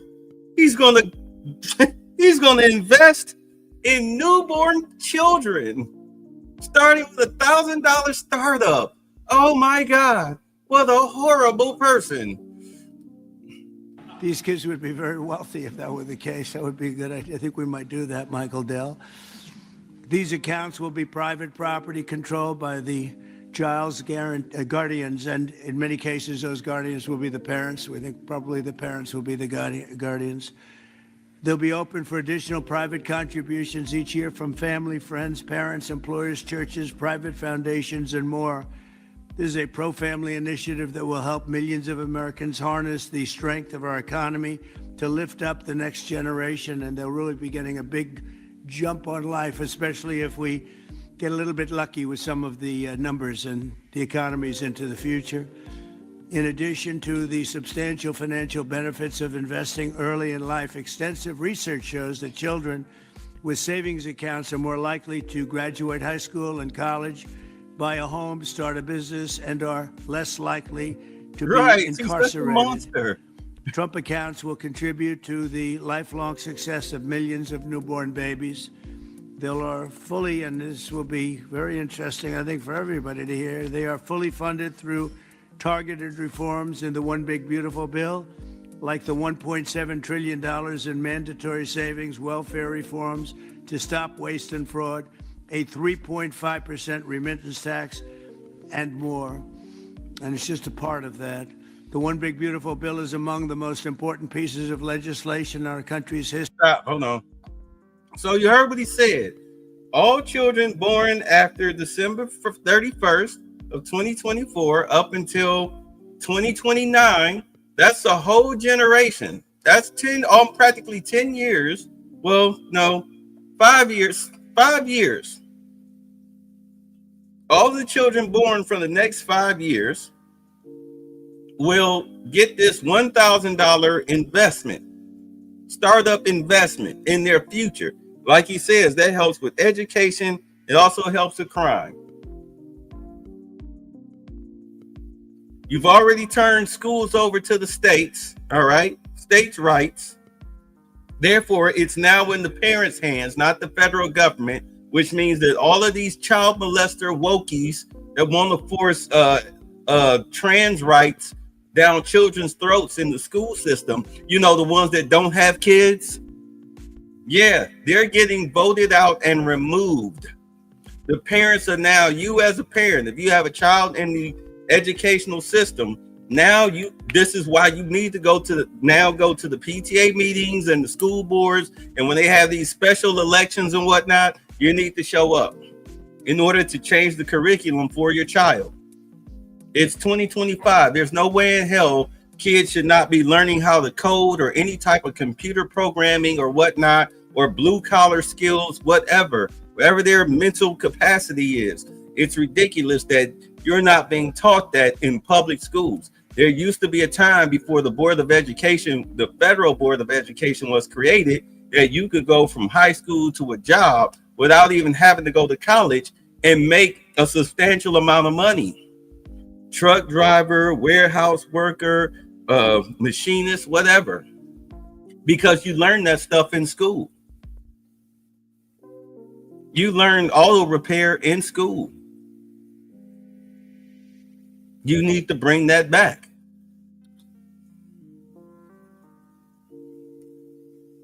History. I don't think there's ever been anything bigger, and I think it's going to go down as certainly one of the most important things we'll ever have done. In addition to the largest tax cuts in the history of our country, including the most powerful border security measures ever, it delivers major economic relief to the American workers' families. And there's so many things. Rebuilding our military, we built it just 8 years ago. We started and did a great job, but now we have to rebuild it again. Plus technology change. All of a sudden, it's about drone. You know, we have a new form of warfare. It's drone warfare. So a lot of things change. We did a great job. Wait, you say some channel says Doge won't touch on healthcare, on waste, abuse spending. They've already done it. They're already dealing with the whole Medicare, Medicaid situation. What are they? This is why we watch the press conferences. But anyway.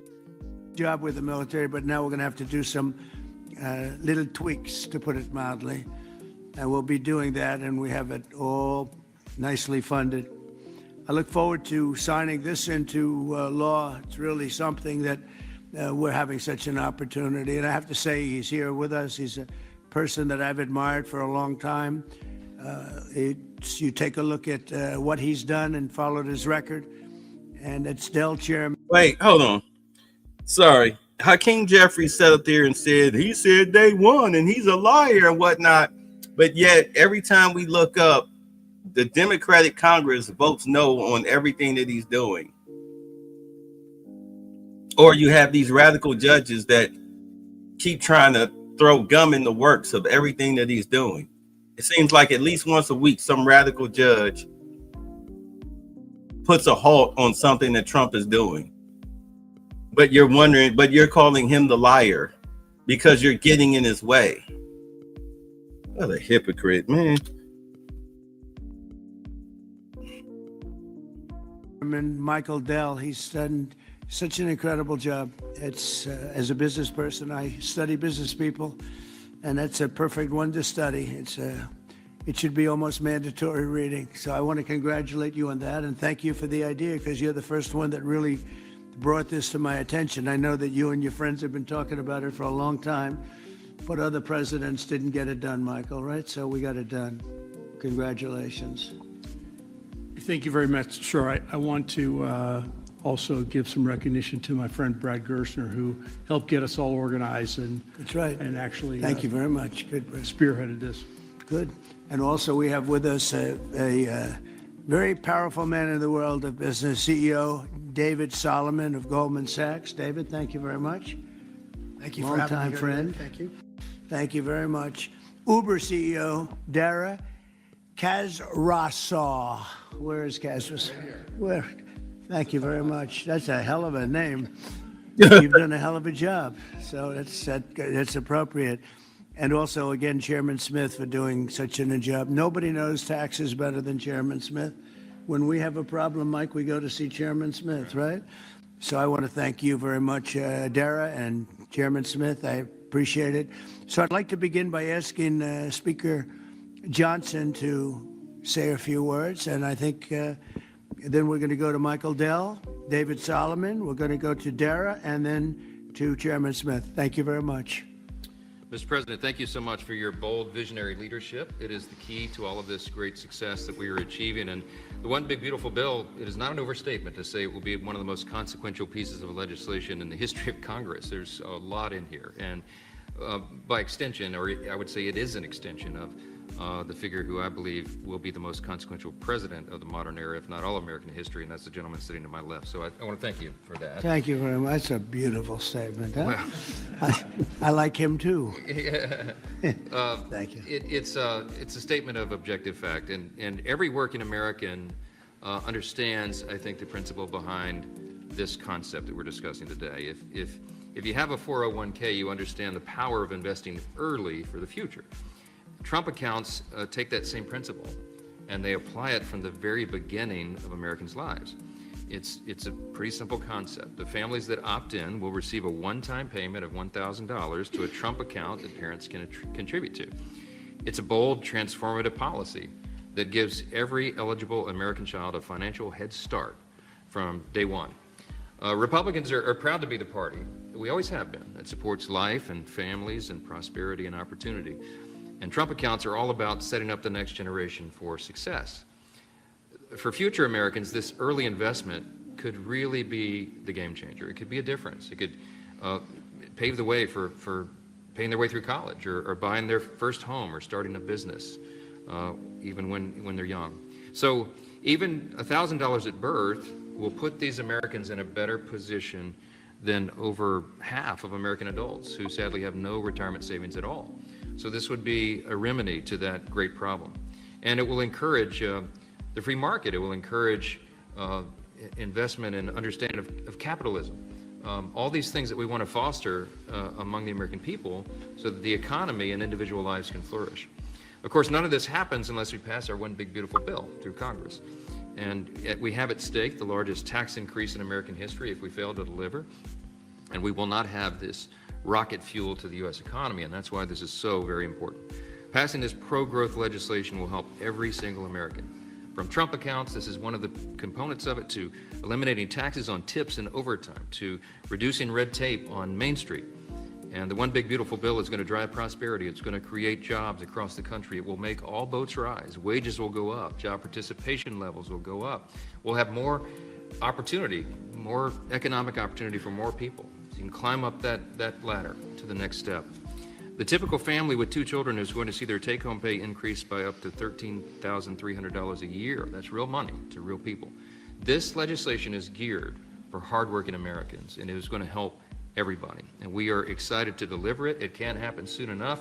We are very close now to that finish line. After about 14 months worth of work that's gone into this, we're excited that we're almost there. Mr. President, thanks again for your leadership, to all the great leaders around this table for all that they invest to our economy and our country and its government. And I will, as we say in the House, I'll yield back. Thank you very much, Mike. I appreciate it. And again, for a great job. Thank you very much.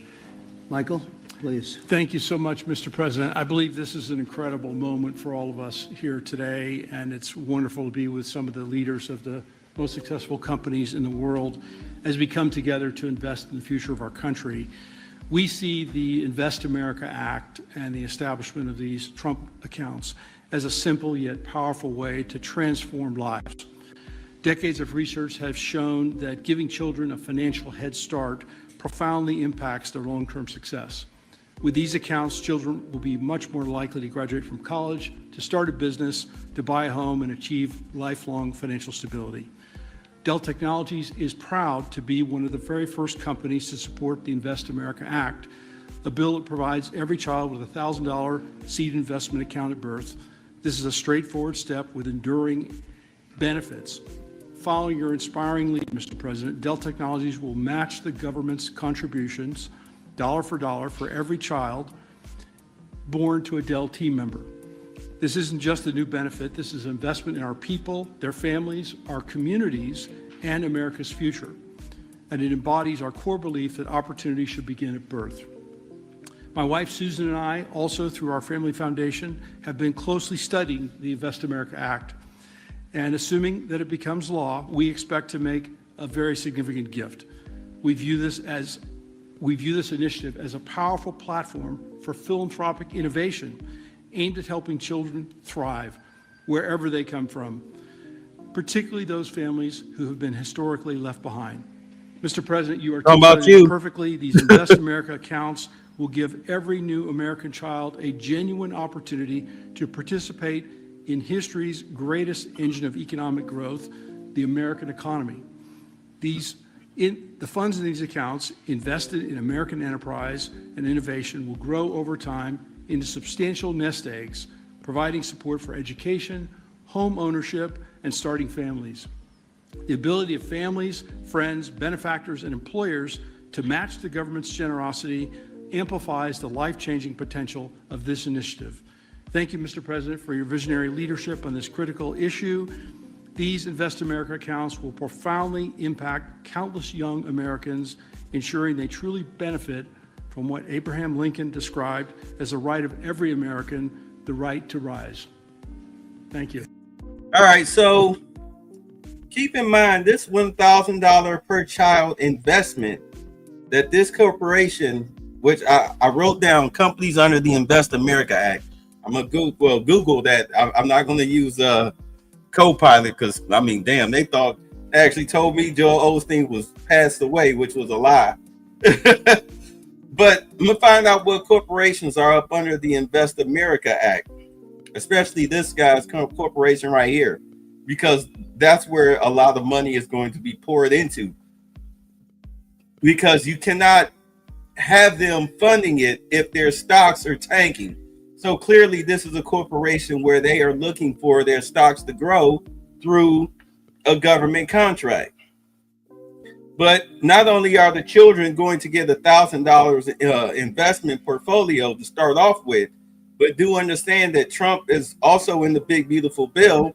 If I'm not mistaken, every newborn, the parents will get started off with $5,000. Remember, they said, hey, look, we're going to be paying these mothers, women, to have children, $5,000 a head.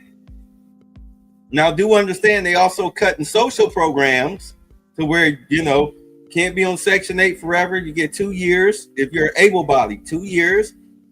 They're definitely going to cut back on welfare itself. They haven't brought that up yet, but it was mentioned. He did mention it early on. They just didn't tell everybody what the plan was, which I think they're waiting till after the primaries, or if they feel that as Republicans, they have the House in order. But I think it'll probably happen after the primaries. We can go over under it with it. It doesn't matter. But of course, with all of these jobs coming in, you'll get a head start. They're trying to help you get a head start. This has to be, and this is 100% promised to Americans. This is one of the main reasons you have to get the illegals out of here. This is all about putting Americans and America first, not anybody else. How people sit here and hear this and feel somehow slighted, that's an American citizen, especially a Black American citizen, how you feel slighted by this, I do not understand. You're going to have to explain it to me. But I'll let them continue. Thank you very much, Michael. And we really have come a long way since you came to see me about 6 months ago with your beautiful wife. We had a nice talk. I said, that sounds pretty good. Let's think about that. And it's everybody I've spoken to about it, they can't even believe it. And because of great politicians and political leaders like we have, I think this is going to go quickly, very well and very quickly. So I appreciate it. Thank you very much. David Solomon, please. Thank you, Mr. President. I'm thrilled to be here with everyone and excited to participate in this important and timely discussion. I'd also like to acknowledge the efforts of so many in Congress on this very significant issue, and in particular the members here, and particularly the leadership of Senator Cruz and Representative Moore, who have played a big role in helping drive this forward. We also wouldn't be here today without the leadership of Brad Gerstner and Michael Dell in really having the vision, the energy, the passion, the commitment to help move this forward. So thank you both. There are many reasons why the United States has the largest and most dynamic and most innovative economy in the world. But one of the most important is the fact that our system of democratic capitalism incentivizes a culture that does not penalize people for taking risks. In fact, it incentivizes people to have a vision to go out and attract funding that's necessary to make their vision a reality.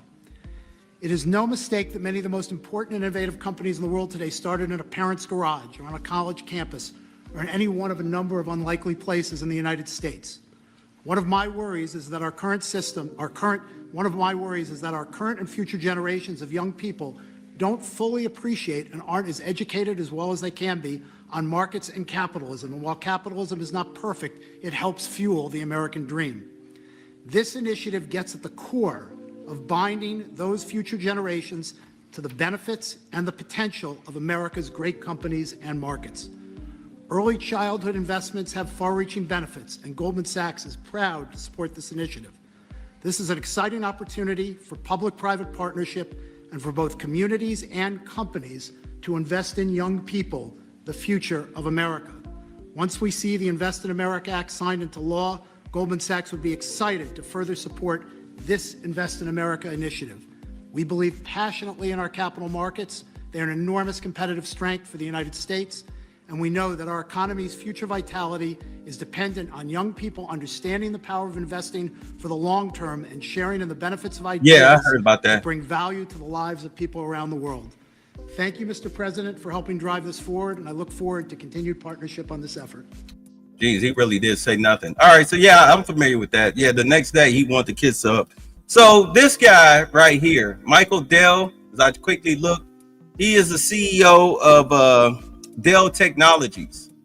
All right, and what Dell Technologies produces, they have a AI-powered infrastructure, next-gen power edge servers, B300. Let's see, the NVIDIA. NVIDIA. I should have known. NVIDIA HGX B300 and AMD MI350 GPUs, which is optimized for high performance AI workloads and large language model training. Okay, so pretty much Skynet. Power cooled liquid cooling, AI optimized PCs, and data center modernization. So that's what they focus on. He's pretty much the NVIDIA guy. Okay, all right. Just wanted to be sure. I already have stock in NVIDIA, so I'm not worried. Thank you very much, David. Dara, please. Thank you. Good afternoon, everyone. Thank you, Mr. President, for hosting us here today. It's an incredible honor to be here in a place that symbolizes the very opportunity that has defined my life. Thank you, Brad. Thank you, Michael, for your vision. We all strive to build something that lasts. And the Invest in America Act is a legacy that is going to last for generations. What's going on, Lightbringer? President Trump, thank you for your leadership. Your support is going to turn this powerful idea into a powerful reality for millions of young Americans. And I was 9 years old when I came to this country. My family arrived in America having fled the Iranian Revolution. We had lost everything that we had built. But we gained something far more valuable here. We gained a chance to rebuild again. We had a close-knit family, we had access to world-class education, and we had the one thing that fuels every American dream, and that's hope. So what if we could bottle up that hope? What if we could give that same power of hope, real, tangible hope, that comes from having a stake in your own future and a stake in the best companies in the world, to every single child that's born in this country? That's the promise of the Invest America Act. It's not just an account, it's a launch pad. It puts the unstoppable engine of compounding to work for our kids, building a future for them from day one. This mission is personal to me, and it's core to us at Uber. Every day we see people using our platform to create opportunities for themselves, to save for a home, to pay for tuition, to build their own American dream one trip at a time. And that's why Uber is so proud to support this bill, which also includes benefits for millions of Uber drivers and couriers in the form of no tax on tips. Mr. President, our earners are grateful for your support. Thank you very much. Right? What a great job. You know, when you think we're doing a lot of work on Iran right now, and yes. I see that what you just said, you came here and Absolutely. They took it all away from you, and you started, and you've become one of the biggest anywhere in the world. What a great story that is. Thank you very much, Mr. Congratulations. President. And we wish you all the success there. Oh, thank you very much. We'll need it. We're going to need it for that. That's it. They're tough negotiators. They're great negotiators. Yes. Among the best. Look at you. Thank you very much. Appreciate it, dear. Jason, please. Thank you, Mr. President. I want to first start off by thanking you for your leadership, your vision, your commitment to workers and families throughout this country. The One Big Beautiful Bill would not have been possible without you. And it delivers the largest tax cut in U.S. history, the largest mandatory spending cuts in U.S. history, the most significant welfare reforms in U.S. history, and the largest one-time investment in border security. So it's things to be extremely proud about. Representing Southeast Missouri, I'm extremely proud about how you're delivering for working families. No tax on tips.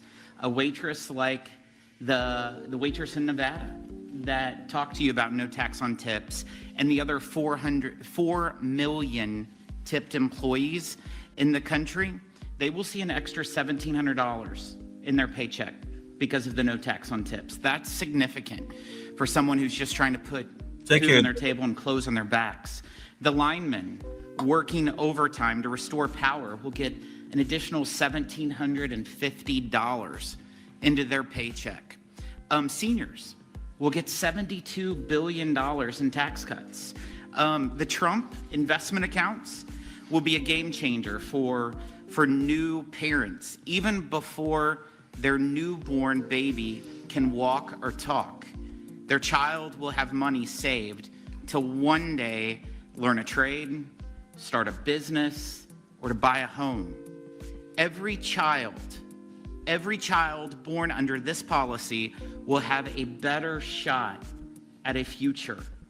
It does not matter if they live on a city block or on a county road. This will make a significant difference to their lives, and it's because of your leadership, Mr. President, and we say thank you. Well, thank you very much, Jason, and hopefully we're going to get that through, and we have a certain date picked out, an ideal date. If it takes a little longer, that's okay, but ideally we're going to get by a certain date.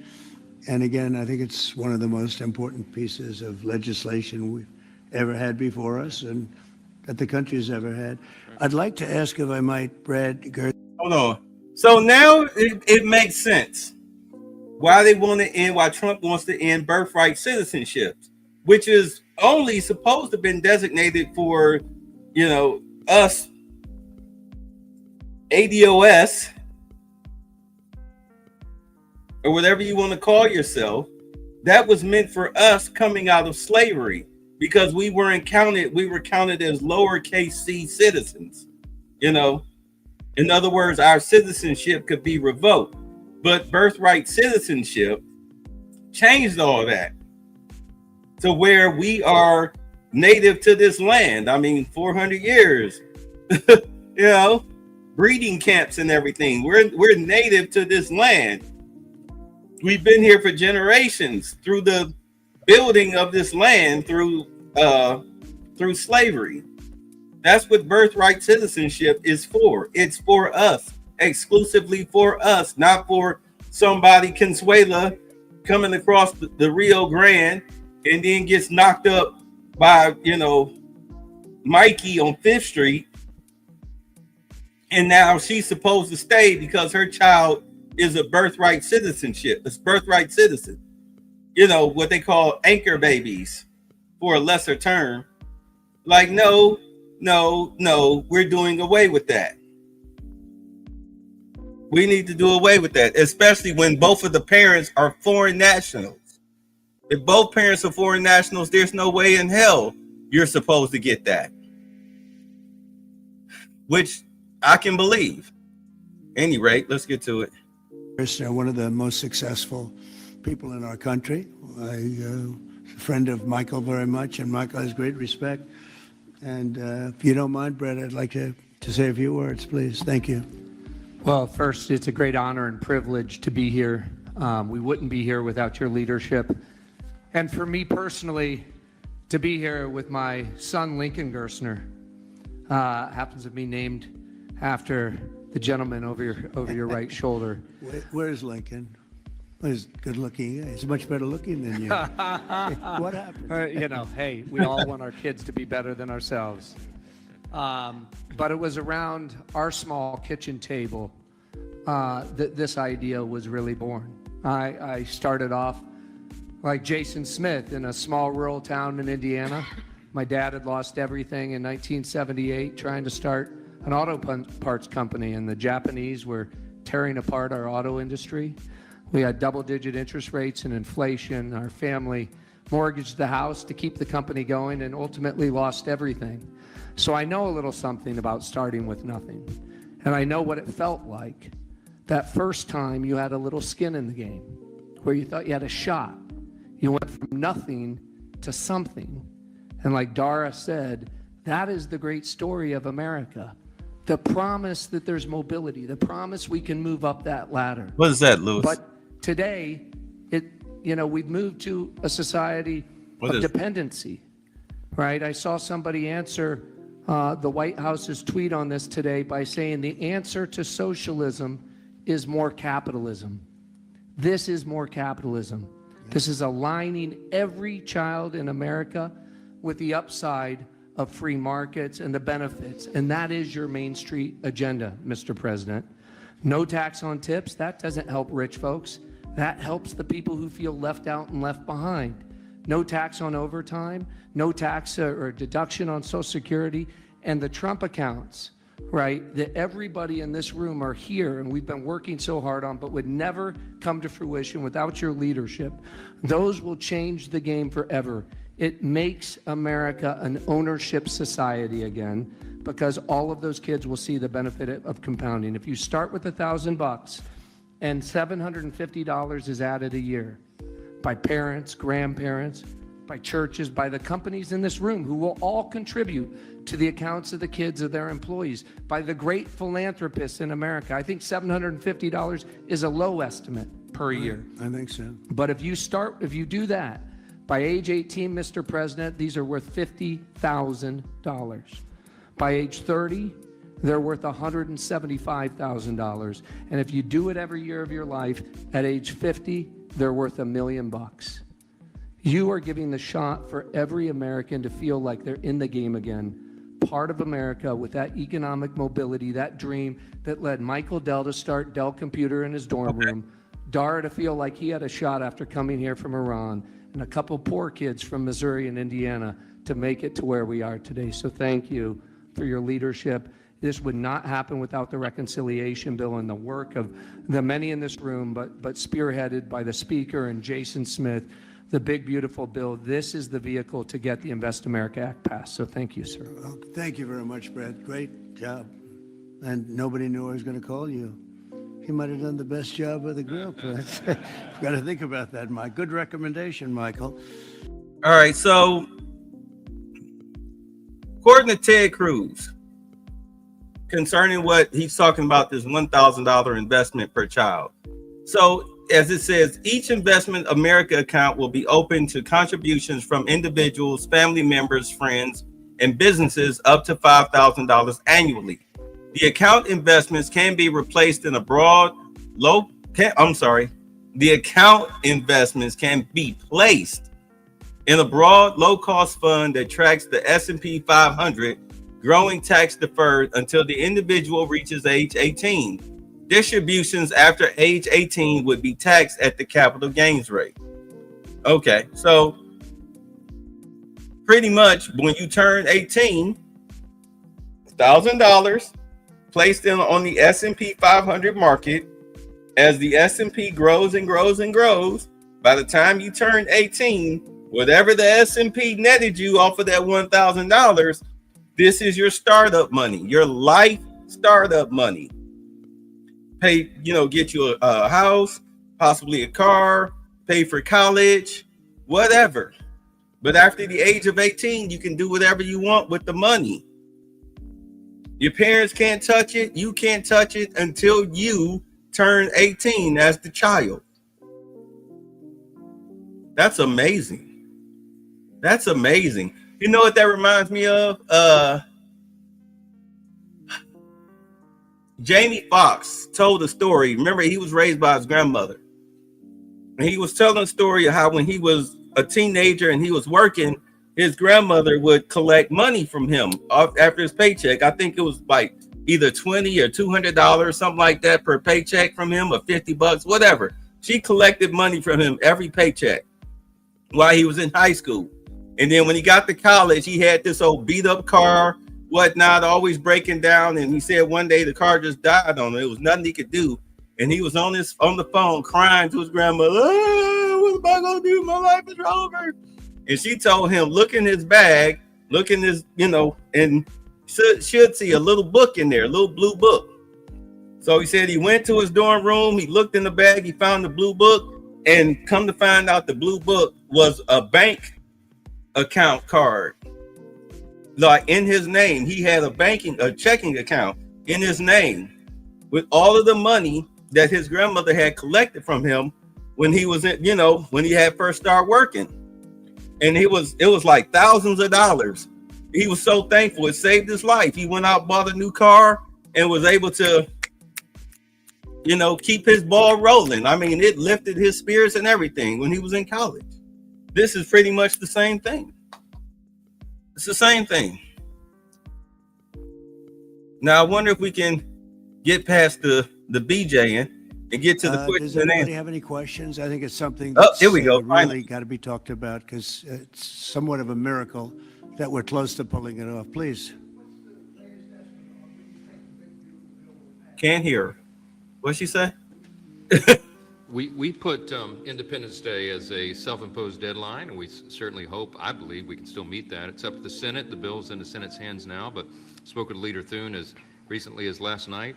He's feeling very optimistic. You see the Senate going through the same deliberations we went through in the House, except we had 14 months to do it. They've got a truncated time period to get that done. But as you all know, I've encouraged my dear friends and colleagues over there, don't modify it too much, because we've got a very delicate balance that we reached, and it took us a long time to get there.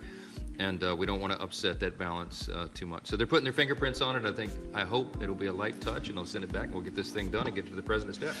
And really, we have tremendous spirit. I've never seen anything like it. There's just an unbelievable. We'll always have a couple of people I don't want to use the word grandstanders. I'd never use such a word, but you'll always have that a little bit. But maybe you won't even have that. Who knows? There's tremendous spirit for this bill. I think like we haven't seen very much, Jason, right? We haven't seen too much. So I think it's going to go pretty quickly. How did your phone call go with Prime Minister Netanyahu? You just mentioned Iran. Did you discuss Iran? Very Did you well. discuss We discussed the Gaza war? Yeah, we discussed a lot of things, and it went very well, very smooth. We'll see what happens. You know, we're trying to do something with a country we just spoke about, Iran. I think you should negotiate this. You might be better. I think I'm going to send you today. What a good idea. This could have been the idea of the day. We'll have Derek get up and negotiate. They are good negotiators, but they're tough. Sometimes they can be too tough. That's the problem. So we're trying to make a deal so that there's no destruction and death. At least he's not wearing the spray tan. It looks like he actually got the I hope candy that's the boot. way it works out, but it might not work out that way.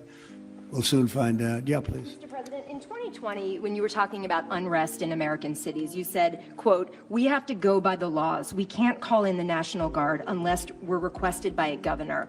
What changed now? Why is this situation different to not consult with Governor Newsom about this? Well, the biggest change from that statement is we have an incompetent governor. So I talked about governors, but I didn't talk about he's an incompetent governor. Look at the job he's doing in California. He's destroying one of our great states. And if I didn't get involved, if we didn't bring the Guard in, and we would bring more in if we needed it, because we have to make sure there's going to be law and order. You had a disaster happening. And they now admit it was a disaster. I watched the chief yesterday, who's a good man, by the way. And he said, well, we're lucky we did this because they were overwhelmed. You saw what was happening. So we did the right thing. Everybody agrees to that. But you have a governor who let the city burn down, didn't want water to be sent down to him. I sent billions of gallons of water. I wanted to do it in the first term. He wouldn't do it over, I don't know, they have environmental reasons, but there were no environmental reasons. It's, I think it's just a political philosophy. It was a cash grab. It's lucky for the people in Los Angeles and in California that we did what we did. We got it just in time. It's still simmering a little bit, but not very much. Yep. And what crime has I mean, let's just be honest. This whole California wildfire situation, you have to look at as far as the forestry. If you have a fire in the forest and you start throwing kindling on it, then the fire is going to rage. If you don't sweep or rake the forest and get rid of a lot of the rotting trees, the dead trees that are really just kindling, it's like throwing logs on the fire before you even set the fire. You overlog it. If you don't clean that up, then yes, the fire is going to burn hotter. More things are going to burn. It's going to get hot. You don't have the water in the tanks. Doesn't matter how fast the wind is blowing. You don't have any water in the hydrants. If there's no water in the hydrants, then you're pretty much letting stuff burn. Doesn't matter about the wind. Where's the water? You're not giving yourself a chance to fight it because you took the money for the water and you slush funded. Just like with this whole rail. There was a rail project that was supposed to run the length of California, billions of dollars sent in federal tax dollars sent to build this rail system, and it hasn't hardly been touched, but the funds is halfway almost gone. So Gavin, where's the money? Right now, the federal government is investigating this. So they might get Gavin Newsom just on misappropriation of funds, let alone his seditionist behavior. That's what's going to happen with a lot of these mayors and governors. They're going to get you on stealing taxpayer dollars, misappropriation of taxpayer funds. They can get a lot of them on that. You see, Brandon Scott shut his mouth. He's been very quiet after he said the whole black women thing, like after January 20th or whatnot, when they were firing the government workers or whatever. Yeah, he's been real quiet. Real quiet, but everybody else been chirping. Like, okay, keep talking tough. has he committed that would warrant his arrest? What crime has Governor Newsom committed? A crime has he committed? Yeah, to warrant his arrest, as you had I think his suggested earlier. primary crime is running for governor because he's done such a bad job. What he's done to that state is like what Biden did to this country. And that's pretty bad. It's the wrong philosophy. Thousands, hundreds of thousands of illegal immigrants, many of them prisoners. They're taking up your health care. They're taking up your space in schools. They're taking up your hospital. And in many cases, they're criminals. And we have to do something about it. And we're doing something about it. I want to thank the incredible patriots of ICE and Tom Holman, who has been incredible, and Kristi Noem, likewise incredible. The job they're doing. And it's like an unforced error. There was no reason for this. 21 million people were allowed into our country, and many of those people were criminals. And it's a shame. It's a shame. But we're getting them out. And I will say, I think it's a 95-5 issue, just like so many other issues, 95-5. And the Democrats lost an election in a landslide because they're on the wrong side of the issues. I mean, it's not even conceivable that somebody would do the kind of things that he did. And then, you talk about projects. They want to build a train going from San Francisco to LA, and it's costing hundreds of billions of dollars more than they thought it was going to cost. It's not even believable. To Brad and to people sitting here, would you believe that a train, it was going to cost X dollars and it might be 100 times X? Would have paid for this for about 50 million American children. You're right. 50 million American children instead of a 3-mile train track that never got built. We could have put Lincoln in charge with no experience. He would have done a good job. I guarantee you that. All right, please, Peter. Yeah, see, that train project, that's what he's talking about. They're investigating that situation. They're investigating I'm sorry, where did the money go that we sent you, and why is it going to cost this much? Because you got to grease all of these palms. All right. They're trying to squeeze the federal government for more money. But the thing about it is,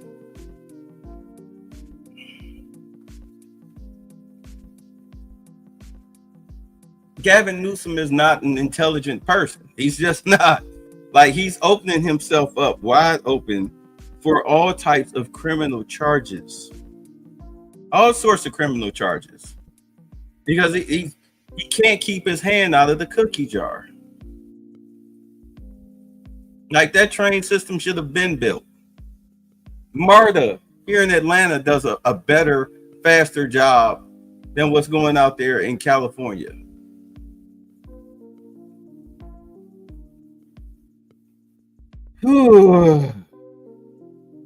It was something else he said. I'll leave it alone. I'll leave it alone.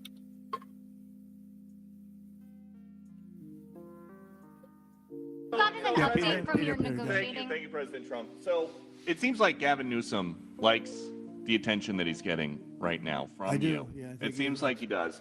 If you look at recent history, somebody who was running for president, who got arrested and had a mugshot, you could make the argument that politically that wound up helping you. Are you worried at all at this moment that talking about him getting arrested could be helpful to his political prospects? Because a lot of people think he wants to be sitting right where you are. Well, in my case, it was a witch hunt, and everybody knew it. And I was able to explain that during the process. Otherwise, I wouldn't be sitting here right now. And it was a total witch hunt. It's proven to be a witch hunt, and you see what's happened. In his case, it really is very obvious. You look at what's happened between the fires, I could name 10 things right now. We talk about the trains. We talk about all of the costs in California. You talk about all of the people that are flowing and destroying life for everyone else.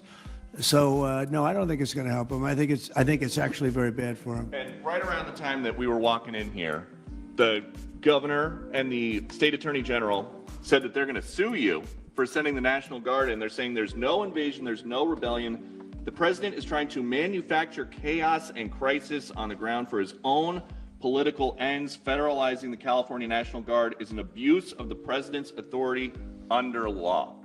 Well, it's interesting. You watched the same clips as I did. Cars burning all over the place, people rioting. And by the way, we stopped it. We were able to make it much better.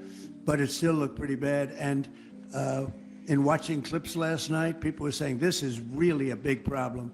And until we went in, if we didn't do the job, that place would be burning down just like the houses burned down. They were in big trouble last night, Peter. You know it. And the night before, and the night before that. And I feel we had no choice. I don't want to see happen what happened so many times in this country. I watched Minneapolis burn. Look at what happened in so many different parts of California. You take a look at what happened in San Diego. There's so many different places where we let it burn. We wanted to be politically correct. We wanted to be nice. We wanted to be nice to the criminal. And what you're doing is destroying the fabric of our life in this country. No, we did the right thing. We've been given credit by people that I would least suspect. Why I would say that some of the people that came in and said, thank goodness, they said, some of them, thank God that Trump got involved. And I'm very happy I got involved. And I think Gavin, in his own way, is probably happy I got involved. Yeah, go ahead, Peter. What do you make of the fact that he says you want a civil war on the streets of America? No, it's just the opposite. I don't want a civil war. Civil war would happen if you left it to people like him. And I liked him. You know, I always got along with him. Never had a problem with him. But he's grossly incompetent. Okay. In London. Have you gotten an update from your team in London negotiating? What? Louder. Have you gotten an update from your team in London negotiating the China trade talks? We are doing well with China. China's not easy, just like your home country is not easy there. I think we're doing very well. They're over there now. I'm only getting good reports. It's a little early, but they'll be calling in soon. In fact, probably when I get back, I'll have my first call from them. We want to open up China. And if we don't open up China, maybe we won't do anything. But we want to open up China. It'll be a great thing for China, a great thing for the rest of the world. Are you going to lift export controls when it comes to China? Did you give your negotiators any sort of limitations? We're going to see. Look, China has been ripping off the United States for many years. Nobody charged them 10 cents. No president had the courage to charge China for whatever reason. They didn't want to do it. I took in hundreds of billions of dollars. I put on tariffs on China when I got in first term. And we took in hundreds of billions of dollars. And then I did it again, but I did it for a lot of others. If you look at the stats, the deficit last month was cut in half. Everybody was shocked. I wasn't shocked. I think a lot of the people at this table weren't, because they saw the billions of dollars that were pouring in, and the tariffs hadn't even started yet, just about. They were in cars. They were in some countries at a very minor level. And we cut the deficit in half. And it was a big story a couple of days ago. They said, I don't believe, one of the announcers on a business network went wild, said, I can't believe these numbers. Those numbers are good. The numbers are going to be very good. I think we're going to have a great 4 years. You know, we had the greatest economy in history during my 4 years. I think this one's going to blow it away. Yeah. Mr. President, Go ahead, do you have a message for Greta Thunberg, and did she come up on your call with the Prime Minister today? Well, she's a strange person. She's a young, angry person. I don't know if it's real anger. It's hard to believe, actually, but I saw what happened. She's certainly different. Anger management. I think she has to go to an anger management class. Do you That's think she my was primary recommendation for Was her. she kidnapped by Israel, as she says? Was she kidnapped? I find it. I think Israel has enough problems without kidnapping Greta Thunberg. And secondly, are you going to Is get... that what she said? She was kidnapped She by did Israel? say that, yes, sir. Are you going to get rid of the Tesla and the Starlink service that you have here at the White House? No, I haven't heard that. I mean, I may move the Tesla around a little bit, but I don't think we'll be doing that with Starlink. It's a good service. Where are you going to move it to? Move it around, what do you mean? I have a lot of locations. Actually, about the Tesla. I got so many locations that I don't know what to do with them all. About the Tesla, did you ever see Elon Musk get physical with the Treasury Secretary? No, I didn't.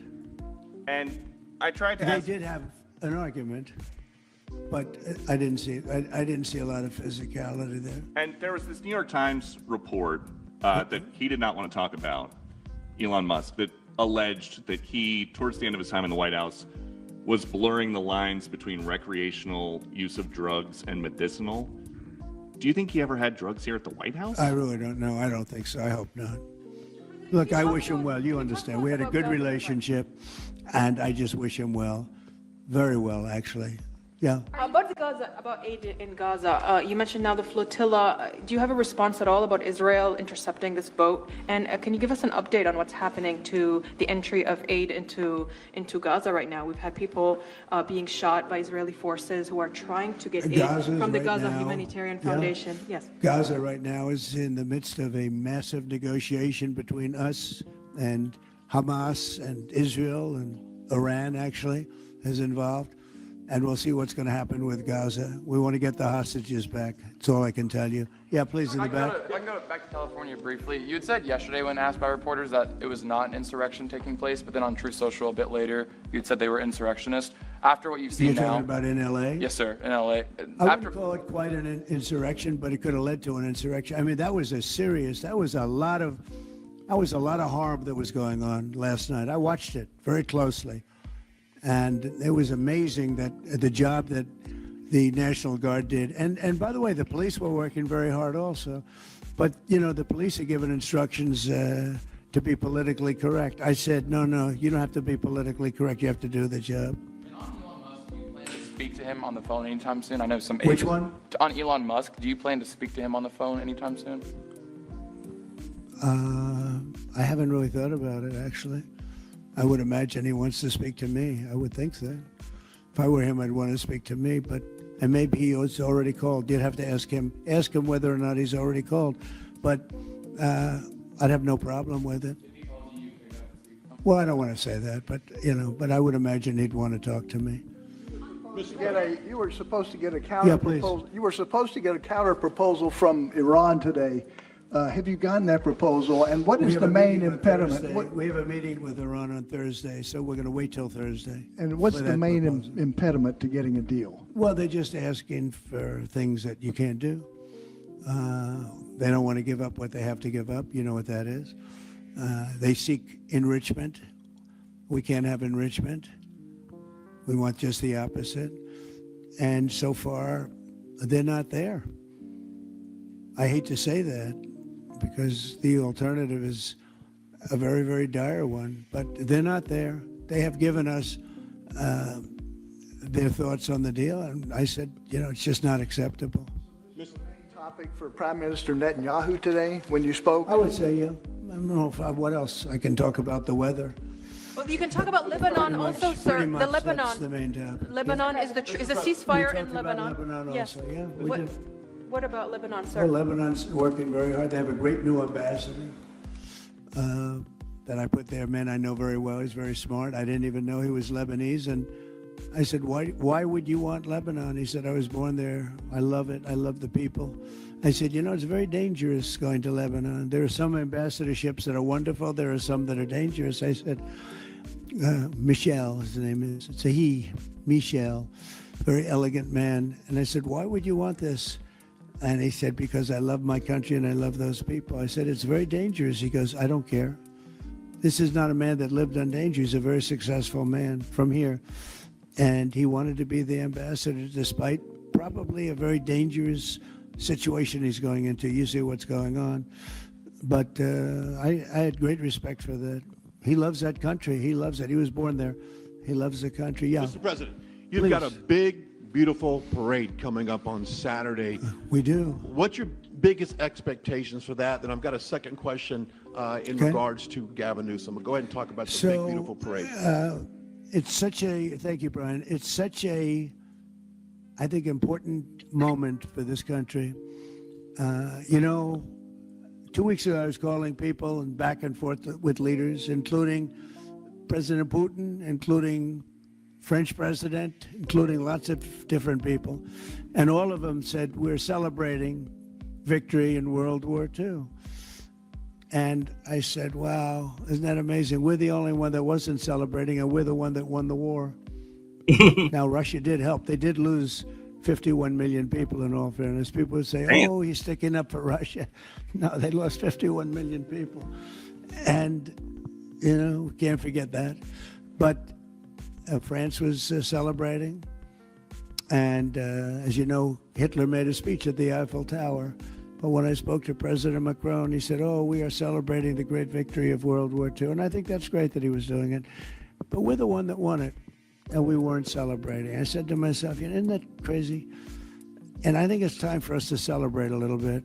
We've had a lot of victories. We won 2 world wars, and then we go out and change the name of the forts where we won the wars. You go out, we win world wars from Fort Robert E. Lee, from Fort Bragg, from all the different forts. And what do? We change the name of the forts because we want to be politically correct.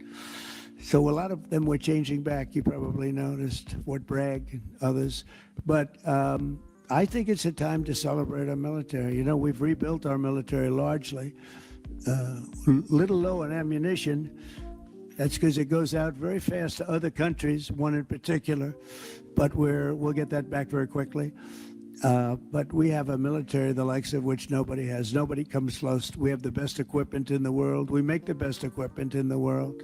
There's no military like our military. We showed that with ISIS. I was told by the television generals it would take 4 years to win, and we did it in 3 weeks. And it was headed by General Raisin Kane, who's now the chairman of the Joint Chiefs of Staff. He's great. Just left him. No, I think it's time that we celebrate. And I sort of have to laugh at these people. Well, you're going to spend a lot of money. A lot of that money is being paid for by me and people that make donations. I don't know if you know that. A lot of it won't even come out of the military. I think I can say that, Susie, right? We have people putting up money to do it. Not that it's necessary, because I think it's a great expenditure. Wow. We have many tanks. So it's not We even have coming all out of the sorts taxpayers' new coffers. ones and very old ones, old from World War I and World War II. It's really a celebration of the Army. So the Army is a year older than the country. So next year we celebrate 250 years, but we're celebrating the Army on Flag Day. And it's not my birthday. It is my birthday, but I'm not celebrating my birthday. I'm celebrating Flag Day. It happens to be the same day, so I take a little heat. But Flag Day is the appropriate date. And we're celebrating 250 years of the Army, a great service. Oh, no, I was listening. I had to, where I am, my computer room, my father's room is right above me. So I kept hearing all of this thumping and stomping and whatnot. So I called, nobody answered the phone. So I went upstairs to take a look. He's laying on the bed asleep. I'm like, what the hell is this stomping sound? And I still hear it. I'm like, where is it? What's going on up there? But he on the bed asleep. So I came down, I heard him, but I was, anyway, I heard him. Service. And remember, think of it. We won so much. We won World War I, World War II, so much else. And then we became politically correct. But I can only tell you that I was told that ISIS would take anywhere from 4 to 5 years. And we did it in 3 weeks. You were there, you watched, right? We have the greatest military in the world. Nobody can beat us. As long as we have our right leadership, nobody can beat us. If we have stupid people running it, like you had in Afghanistan, when you look at that, first of all, Afghanistan should have been an easy victory as a war, but we were so sad the way we fought it, so ridiculous. We fight not to win, but we didn't used to be that way. And we're celebrating, because I think the day in Afghanistan was the saddest period of time in the history of our country. That was a Biden mess with bad generals like Milley and others. They were bad. They were incompetent generals. I know all the good ones and the bad ones. We got rid of most of the bad ones. But it was time to celebrate, and that's what we're doing. So it's on June 14th, and it's going to be a parade the likes of which I don't know if we've ever had a parade like that. It's going to be incredible. We have even though it's the Army, we have a lot of those Army airplanes flying over the top, and we have tanks all over the place, and we have thousands and thousands of soldiers going to bravely march down the streets. It's going to be a beautiful day, I think, and we're going to celebrate our country. You spoke of leadership, and real quickly, speaking of Gavin Newsom, is he the right leader for California, considering how massive their economy is and all these U.S. investments coming in? Is he the right governor and leader for the future of California and for I don't U.S. think he investments? is. I mean, I think he's done a terrible job. And, you know, he's a guy, I always got along with him. You look at his past statements about me. I was a great president. I always took care of California, you know, all that. But I'm just talking on results. You look, you know, here's the advantage of beautiful weather, maybe the best weather of any state when you think about it. Beautiful weather, beautiful ocean, beautiful everything. You have all the advantages, and he didn't take advantage of that. And he's let people come in by the millions who are overrunning your hospitals, your education system. Driving the state bankrupt. The police are being overrun. Look at what's happened. He should only be happy I sent in the military, because if I didn't send them in, you would have had a problem there, the likes of which we haven't seen in a long time. Yeah, please. Thank you, Brian, very much. Gavin said that he spoke to Trump the day of when he sent in the National Guard. He said he talked to him earlier that day, and that they talked about what was going on in California for a hot minute, and then the rest of the 20-minute phone call was about other things. But he said that he and Trump never talked about sending in the National Guard, because more than likely the phone call was Trump trying to figure out, well, Gavin, what are you about to do about this whole situation? And he didn't like Gavin's answer, because the police officers in LA are told not to assist ICE, told not to help them. So when they were calling in for help at the detention facility about, you know, hey, these people are trying to breach the gates. We out here with tear gas and rubber bullets and pepper spray in our baton sticks, because, I mean, they didn't want to hurt anybody. I mean, in all honesty, you had the right to blow their brains out, because they're trying to storm a detention facility to let loose people who are detainees, criminals. But they're not trying to go that route. They said when they called it in, the LAPD didn't want to help. The sheriff's department had to come in. Then LAPD got involved.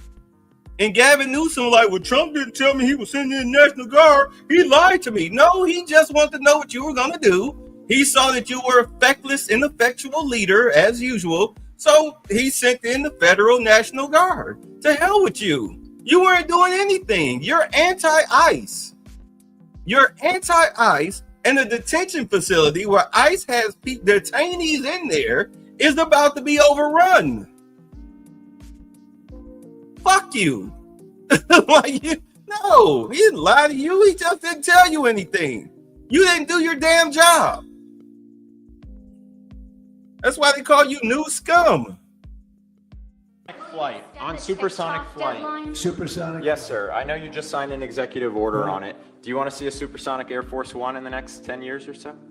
Oh, well, I don't care too much about that, but I would like to see, you know, if you think about it, flight, the word flight's an interesting word, but it's probably the only category where we've actually gone backwards, because we used to have the Concorde, and we could fly to London, Brad, very quickly and nicely. And today it takes you 2 times and 3 times as long. It's the only thing where we've regressed. By the way, the Concorde, to my way of thinking, to this day, Michael, because you're very much into aesthetics, I know, but to this day was one of the most beautiful pieces of art I've ever seen. It was a piece of art, the beauty of the Concorde. It was the most beautiful plane, but it was, you know, got you there in half the time. Now you spend a lot of time, and there's no reason for it. Because, you know, they have the sonic boom. It's not a huge problem, but they have the sonic boom thing pretty well figured out. The technology changes, the change in the skin, the change in weight, all of the other things. There's no reason why we shouldn't do great. So we are making it possible for them to do supersonic and get us back on the track. I mean, think of it, 30 years ago, we actually had planes that flew much faster than we do now. It took you half the time to get to a location. So we've regressed, and we're going to progress. Okay? President, are you, Mr. President? Sort of an amazing thing, isn't it, though? We've gone backwards. On Wall Street, they haven't done that. If Goldman Sachs was like that, you wouldn't have Goldman Sachs anymore. Mr. President, President, are you planning to deploy Marines are you planning to deploy Marines in California to address the situation in Los Angeles? Are you going to deploy Marines in California? We'll see what happens. I mean, I think we I have say it yes. very well under control. They out there. I think it would have been All a them very bad Black Hawks situation. It was flying heading in the overhead. wrong direction. It's now heading in the right direction. And we hope to have the support of Gavin, because Gavin's the big beneficiary as we straighten out his problems. I mean, his state is a mess. And I'd like to get somebody involved in the rail because, look, personally, it should have never been built because you can fly there for $2. And what are you doing? They're doing that. You could drive. You could do lots of different things. You know, if they did a study, if you gave every passenger the finest limousine service in the history of our world, the most expensive chauffeur-driven white glove limousine service back and forth, we would have saved billions of dollars as opposed to building this monstrosity that's going up. And I've never seen anything. You know, I've seen cost overruns. I'm a person, I've always done well on cost overruns. I don't have them. But I will tell you, I've never seen cost overruns. You see them where they're 20% more, 50%, 100% more. These are thousands of percent. Nobody even knows. They have no idea. And it was supposed to be from San Francisco to Los Angeles. Well, they just made it way outside of Los Angeles, where it's stopping in the middle of, I don't want to say nowhere because I happen to like one of those little cities very much, but it's way short of the destination. And our government is saying, you know, why are we involved in this thing? It's been handled so badly before him, but he really blew it. So, you know, all right, one more question. Yeah, see, they're going to find out what he did with that that money. were had there and the purpose of that retreat, your time at Camp David. What? Your time at Camp David, can you speak to what discussions were had there and the purpose of that retreat? Well, I don't want to speak to discussions. I mean, I told you what we were there for a little bit. We had discussions on many topics. We had a group of people, large group of people, including generals and admirals and lots of others. And all I can say is our country's in great shape. We're in great shape economically. The bill that Mike and Jason and all the people are working on is going to be, I think, amazing. I think it's going to be one of the most important pieces of legislation we've ever had in this country. It's going to do things that you wouldn't believe.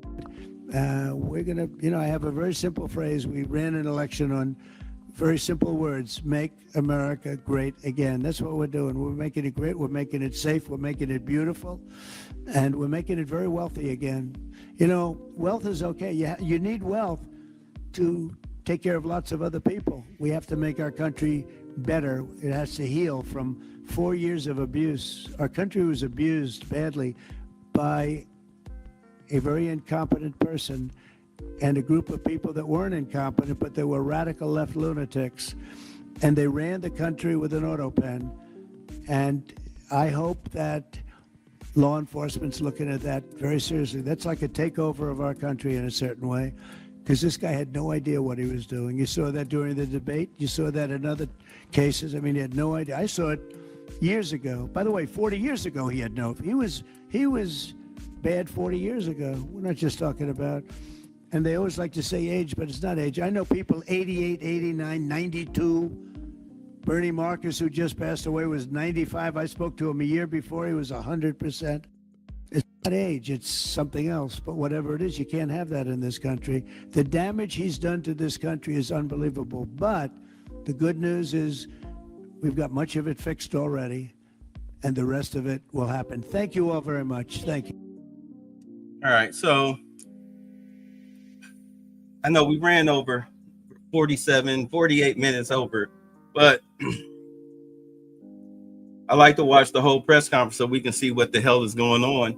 That way we can make educated and informed decisions as opposed to watching a news clip and then running with that. I know, and these things are boring. They're boring, but I mean, at our age, we should be paying attention. We shouldn't need some big booty chicks twerking in the background to some rap music in the back, you know, in order to hear what he's saying, because we're being stimulated through entertainment. Like, no, you sit there, you tell me what's popping. That way we can go make our own decisions. But California, look, all of this rioting and whatnot, this uprising, it won't last. Hopefully nobody will get deleted because of it. Hopefully nobody will get seriously injured, but they have to face the big picture. It's over. It's over. They have access to Social Security now. It's over. Pack your bags, get the hell up out of here. It's over. And hopefully we'll have some politicians in jail.